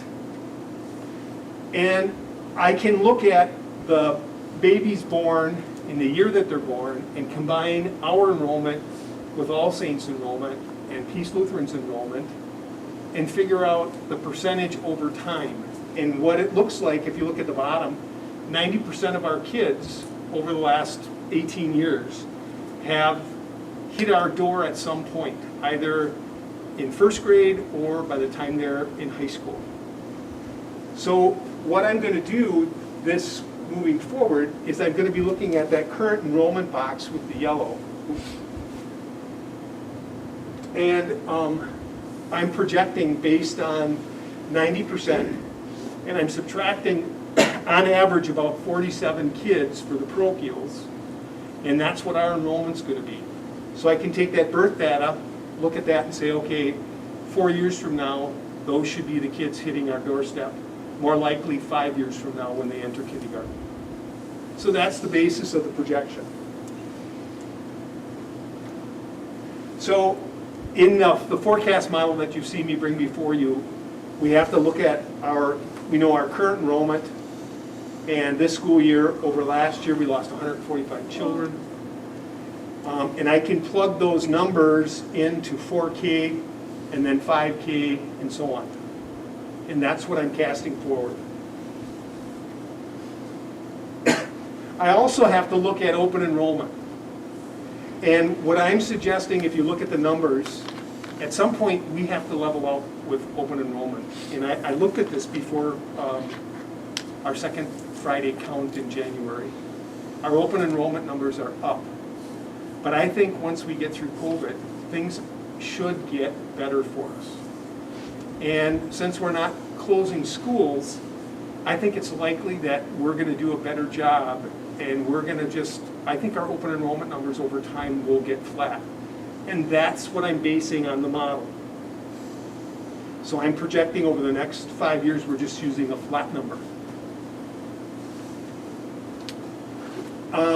So our total, so we've got open enrollment out plus butts and seats equals our total resident enrollment. And these are the numbers I'm predicting. So, you know, our rate of decline going forward is going to be flatter. And that goes back to the data that I get from Mary Kay. Our birth rates have been relatively constant. They go up between 1 year and the next, but we're averaging, you know, over 200 births in the school district every year. So it's likely, if that's relatively constant, our enrollment, our rate of decline is going to be less. And that's what I'm putting into the model. Then I'm also looking at open enrollment in. And unless something changes drastically there, I'm predicting that open enrollment in students from White Lake and Elko primarily, a little bit from Wittenberg, it's going to be constant. And why this is so important is the impact of these assumptions on the 3-year rolling average for the revenue limit purposes. Our state aid is also based on the prior year's third Friday and second Friday count. And trying to predict those, you have to base it on something, and what you've seen so far is what I'm basing it on. And it also is important when we look at open enrollment cost and the impact that that has also on our budget. You know, this year it's $8,100 for regular ed and $12,977 for special ed. So it has a huge impact. And then knowing where we're going with parental choice, that has an impact on us as well. So here's a look at where the revenue limit is going. And it's just a visual. You've seen this one before. We presented it. As we lose students, we're going to lose revenue limit authority. And here's a little closer look, and this is really where the rubber meets the road. So I'm estimating that next year we're going to lose $254,000 in revenue limit authority. And as our 3-year average drops, it's really going to hurt us in the next 2 years. Next 3 years. So these budgets will be very difficult to balance. And, you know, as the board talks about considering an operational referenda, there's a reason there to consider it. It's also maybe consideration for use of fund balance to weather those 2 years. But, you know, we'll have more to talk about that later, you know, in later meetings. And maybe I'm gonna get a little bit into the weeds too much and I'm gonna gloss over this pretty quickly. But this is the details behind it. I want you to understand what happens within the revenue limit formula. So within the formula, I'm assuming that there's no new money added. So if you look at the prior year, we had $9,700 and we got a $300 per student low revenue limit increase to $10,000. If you look going forward, there's nothing added but $10,000. And what the revenue limit formula does is it says, the first thing it says is, hey, you get to, there's something called the hold harmless. And what the hold harmless does, it allows you to get back to where you were last year. It's a 1-year deal. So this year, we're getting $820,000 extra in hold harmless. We also have something called the declining enrollment exemption. As we lose kids, it looks at the base and we've lost 82 kids over last year, so we get an additional $820,000. Those two together are $1.6 million. And as our rate of decline gets less, we're finally starting to level off. Those two, if you look at going to the right, I'm predicting we're going to get less hold harmless and we're going to get less declining enrollment exemptions. So we have nothing left to buoy up the revenue limit authority. And that's why it's going to get harder to balance the budget. How does that thing help us where we got our extra bump for being a low spending, when we got our extra $200 or whatever for, Okay, what were we? so JD, that's this top half. So we got, last year we got $300. So that was our low revenue limit, extra money, or our low spending? And what it does is in the following year, instead of having a base that's multiplied by 9,700, we get a base that's multiplied by 10,000. So having that extra bump helps us build our base and it helps our hold harmless. So in the ideal world, we get some more money, and bump that level up a little more? It would help us. It doesn't help us so much the first year, it helps us the second year. Because we automatically get the base bump regardless of whether, because you can see here, we got the bump and it dropped our number here. But we now get to use it going forward as our base. So it's very, very helpful. So that's where you can see over time, year 2 and year 3, all things being equal, it's going to be very difficult to balance those budgets. And does it make a difference to you if we get more categorical aid or more of an increase on, like if you get $100 each way, categorical or for a low revenue district, does it help us more one way or the other? so that's a great question, JD. What's happening with the 3-year rolling average? Our 3-year rolling average is higher than our current year. So the categorical aid, in most cases, I guess it's based off the same number, but it doesn't build your base. So the base building number helps us in future years where the categorical aid, we're going to lose it because our enrollment's dropping. I'd rather have it under the revenue limit. So really, the takeaways are, as we decline, we don't get the exemptions that give us that extra bump per kid. We lose that. So the revenue limit authority has a way of catching up to you. And then why it's so important is this formula that we just talked about represents 82% of our general fund monies.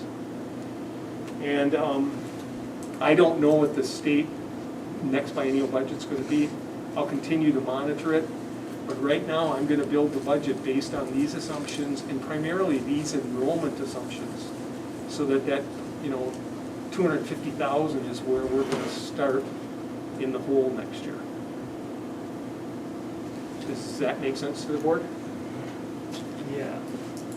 So Tim, when I listen to the state superintendent forum, almost all of these candidates, they're pushing for either 60% funding for special ed or 100%.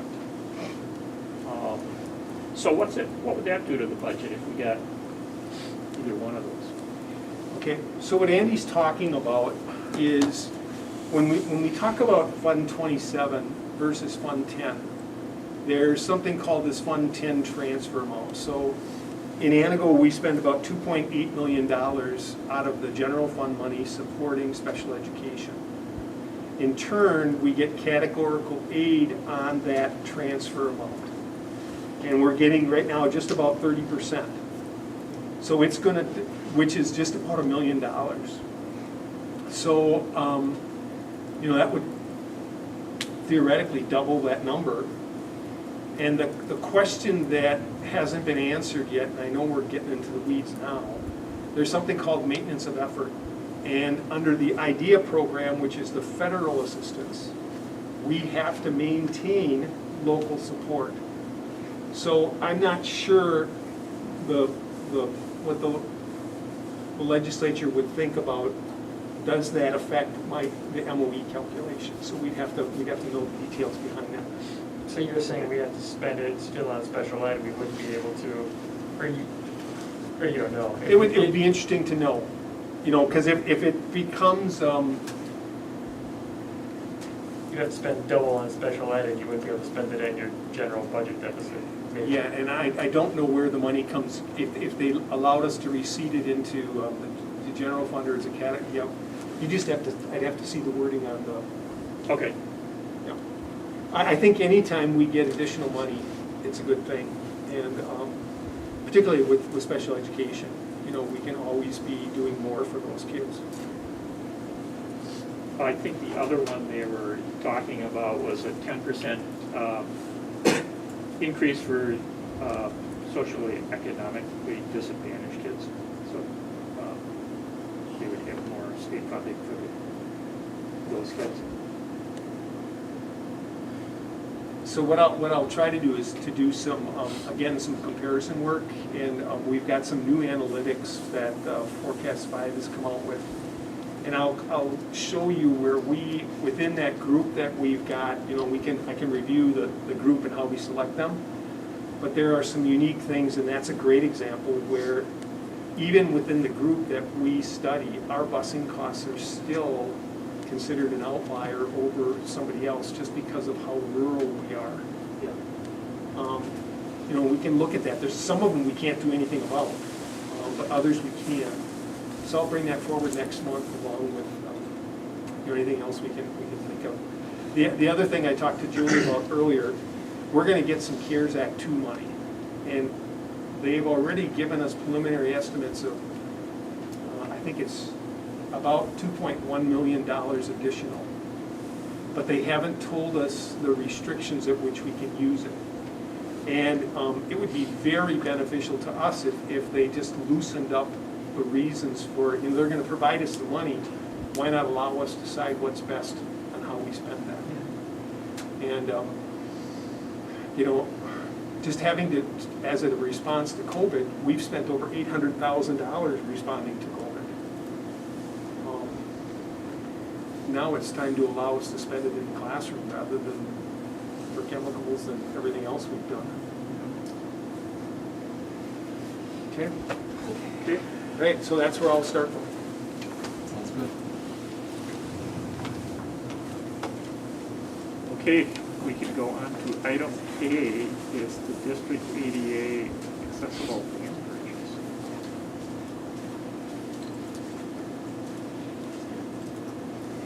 Heidi, are you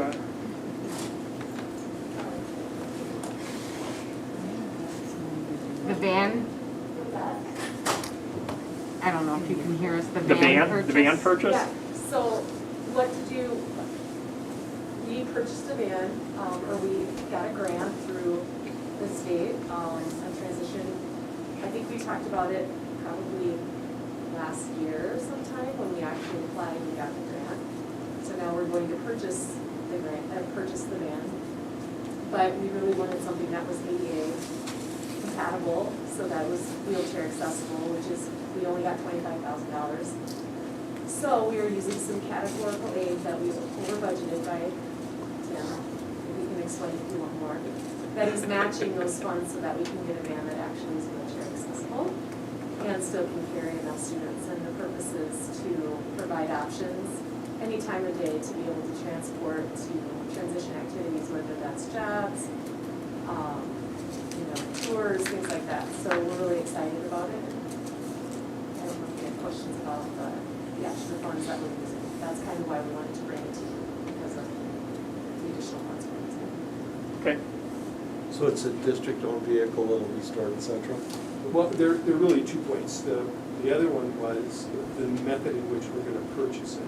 So the state has a program called VendorNet. So the Department of Administration issues contracts for vehicle types. As one example, all of their purchasing is done through this VendorNet program. And this specific brochure is what's available for the ADA van. You don't get a lot of choices, you get a vehicle. And it's under state contract. This year, I don't know what's going on with Dodge and Chrysler, but they must be discontinuing models. So this particular model is a Pacifica. It's what's available on the state contract. It's been vetted through multiple states use this same contract. And there's one dealer in the state of Wisconsin that has the minivan contract from the state of Wisconsin. So we're getting it at what I think seems like a fairly reasonable price. I think it's $32,000 for the van. And then they have to send it over to this conversion. So the company, this Mobility, Braun Mobility, is the one doing the conversion. And we haven't received a quote yet. But we know the van is $32,000 and Heidi's got $25,000 to purchase it through the grant. We estimated conservatively on the categorical aid. And last year, I estimated the aid based solely on what was in the legislation. And it turned out it's some certain pot of money. And even though they said it was going to be 25% or 28%, I don't remember, we got less than what was originally specified because there were more claims for the money. This year we got a little more than what I was anticipating. We actually got $26,000 more. And I'm thinking that it would be a nice gesture to be able to buy the right vehicle using a state contract and using the additional categorical aid as the match kind of to the grant. And I'm recommending that we would go ahead and use those categorical funds specifically for this purchase. It would be stored at the high school because that's who would be using it, and then maybe some at the middle school, because the student who currently has a wheelchair will be moving up to the middle school next year. So community-based and transition just offers us flexibility. Sounds good, thank you. Tim, has the van already been purchased? Am I hearing that, or? No, we're waiting for the final cost of the conversion. I don't know what the conversions are. I could give you some vendors that we use for our company. Yeah, it would be interesting to see. That probably would be better than that. It would be interesting to see. Because when we've checked it with other vehicles, and I'm not sure why the local dealers, they can't compete with the normal price of the state vendor contract. But you're just talking about the conversion portion, right? Absolutely, the whole van itself. As our company is moving away from this type of ADA accessibility van because they are very tight inside with the wheelchairs. It says it will hold 2, but I like to see somebody put 2 wheelchairs in there. It'll work. But what we're converting to is the transit type vans, which is by state law, federal law actually, we can't even buy that vehicle because it's designed to haul more passengers than 9. These are 6 passengers. We're converted into 6 passenger vans with our company. When I looked at it with the state, that vehicle is a 10 passenger to begin with. And they told me that because of the school bus regulations, that when you talk about transporting children, a wheelchair spot is the equivalent to 4 riders. So when you look at 2 wheelchairs, that would be 8, and then any other additional. And it's the original design capacity is what they told me, whether that's true or not, I don't know. Interesting. I'll save my other comments.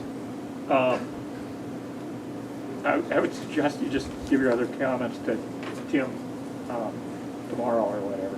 Yeah, I'd like to hear them. Because I think you're having a discussion here that most of us don't need to be in on.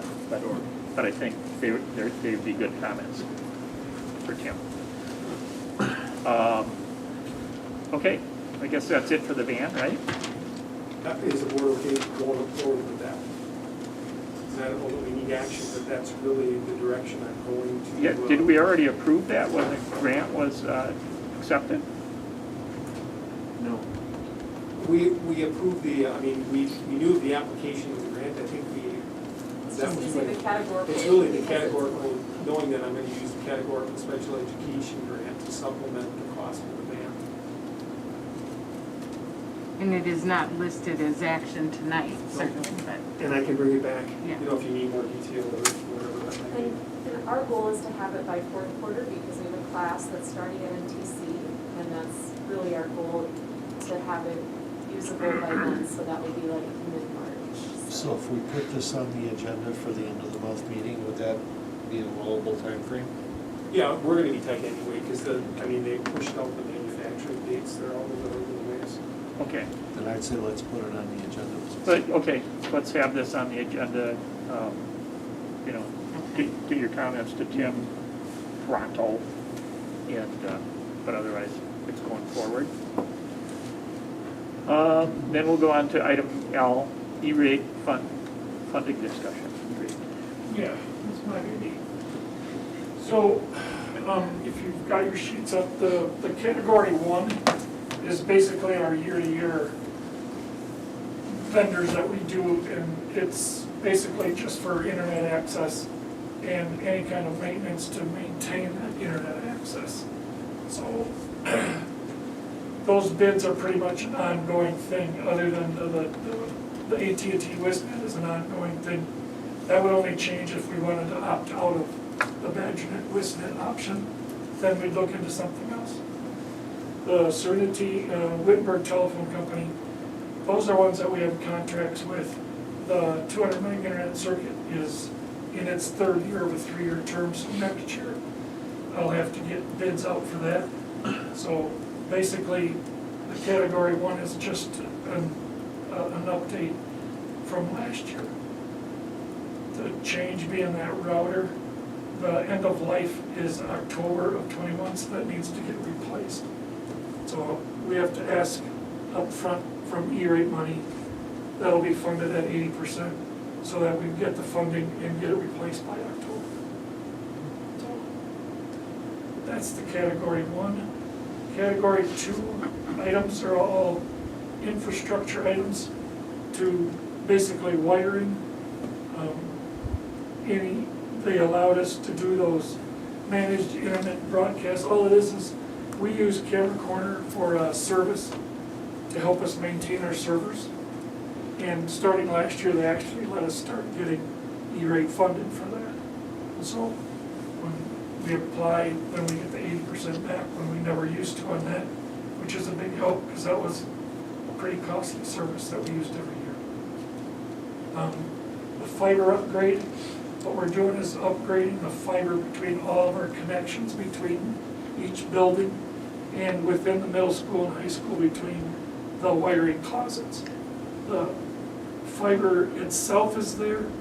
We're just taking advantage of to get 2 lines to each site. You're going from switch to switch. So if that switch went down, you'd lose that connection until you replace that switch. And what this upgrade is going to do is give us 2 switches at each spot, so that if one switch went down, it maintain the connection to each one of those sites. A little redundancy there. And then the third item on category 2, over the years here at the middle school, we've had probably man, I wanna guess probably 8 different companies coming in and run wire and cabling to our main distribution rack. And it's gotten a little messy. So E-rate allows us to get funding for a company to come in, and right now they're targeting a 2-day project of just straightening that rack up, making it more efficient and just a little bit easier to work with. Because right now it's between a spider web and bee's nest. It's just hard to manage the way it is right now. So instead of using our own guys, we get 80% off of having somebody come in and do it for us. So, okay. Makes sense. Again, it's not an action item tonight, but informational, so you can approve it on your regular board meeting. So Mark, how is this vetted to come up with these vendors? So what have you, Well, this is an open every meeting. year, any kind of contract that you need, we have to fill out the RFPs, post those for 28 days. There's 2 forms that go along with that, a 470 to get that information out. And then after those 28 days, you pick your vendor and you apply the 471 form that actually then gets sent into USAC with the winning bids and what you're actually asking the money for.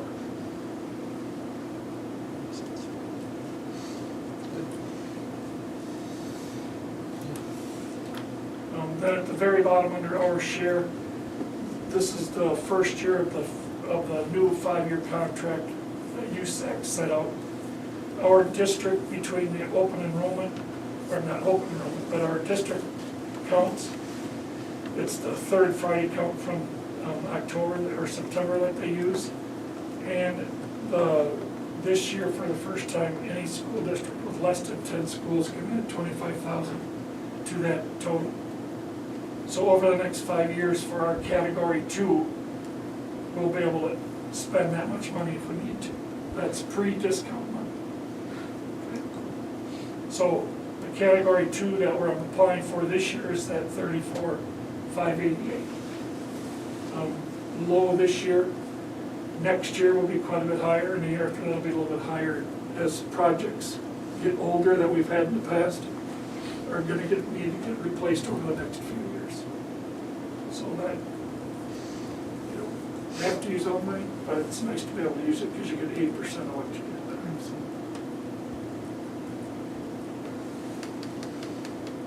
Any questions on any of that? Okay, we're all good? I think that's good, thank you, Mark. And then we're gonna go on to possible action items. And so we got the first reading of Neola Volume 30, number 1, special update, Edgar 2.0, and additional Volume 29, number 2 updates. If somebody wants to make a motion. Yeah, I move the board approve the first reading of Neola Policy Update Volume 30, Number 1, Special Update, Edgar 2.0, and additional Volume 29, Number 2 updates. Seconded. Okay, any questions or comments? Read through them already. You read through them all, Mike, and a lot of wording changes. Some of them are just getting rid of outdated, and it's correcting verbiage, yeah. So it's pretty clean. Okay. Let's go ahead and do a roll call on this. I don't know if Jeannie's still on or not. Okay. She was leaving us, I think. Yeah. Balzer, Yes. Boldig, Yes. Gagnon, Yes. Long,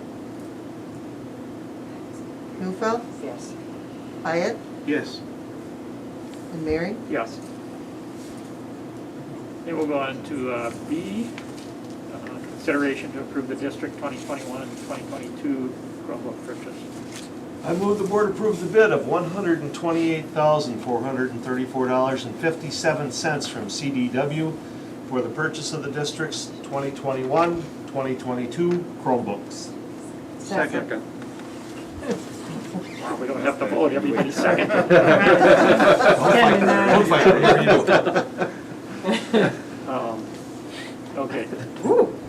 Any questions or comments on there?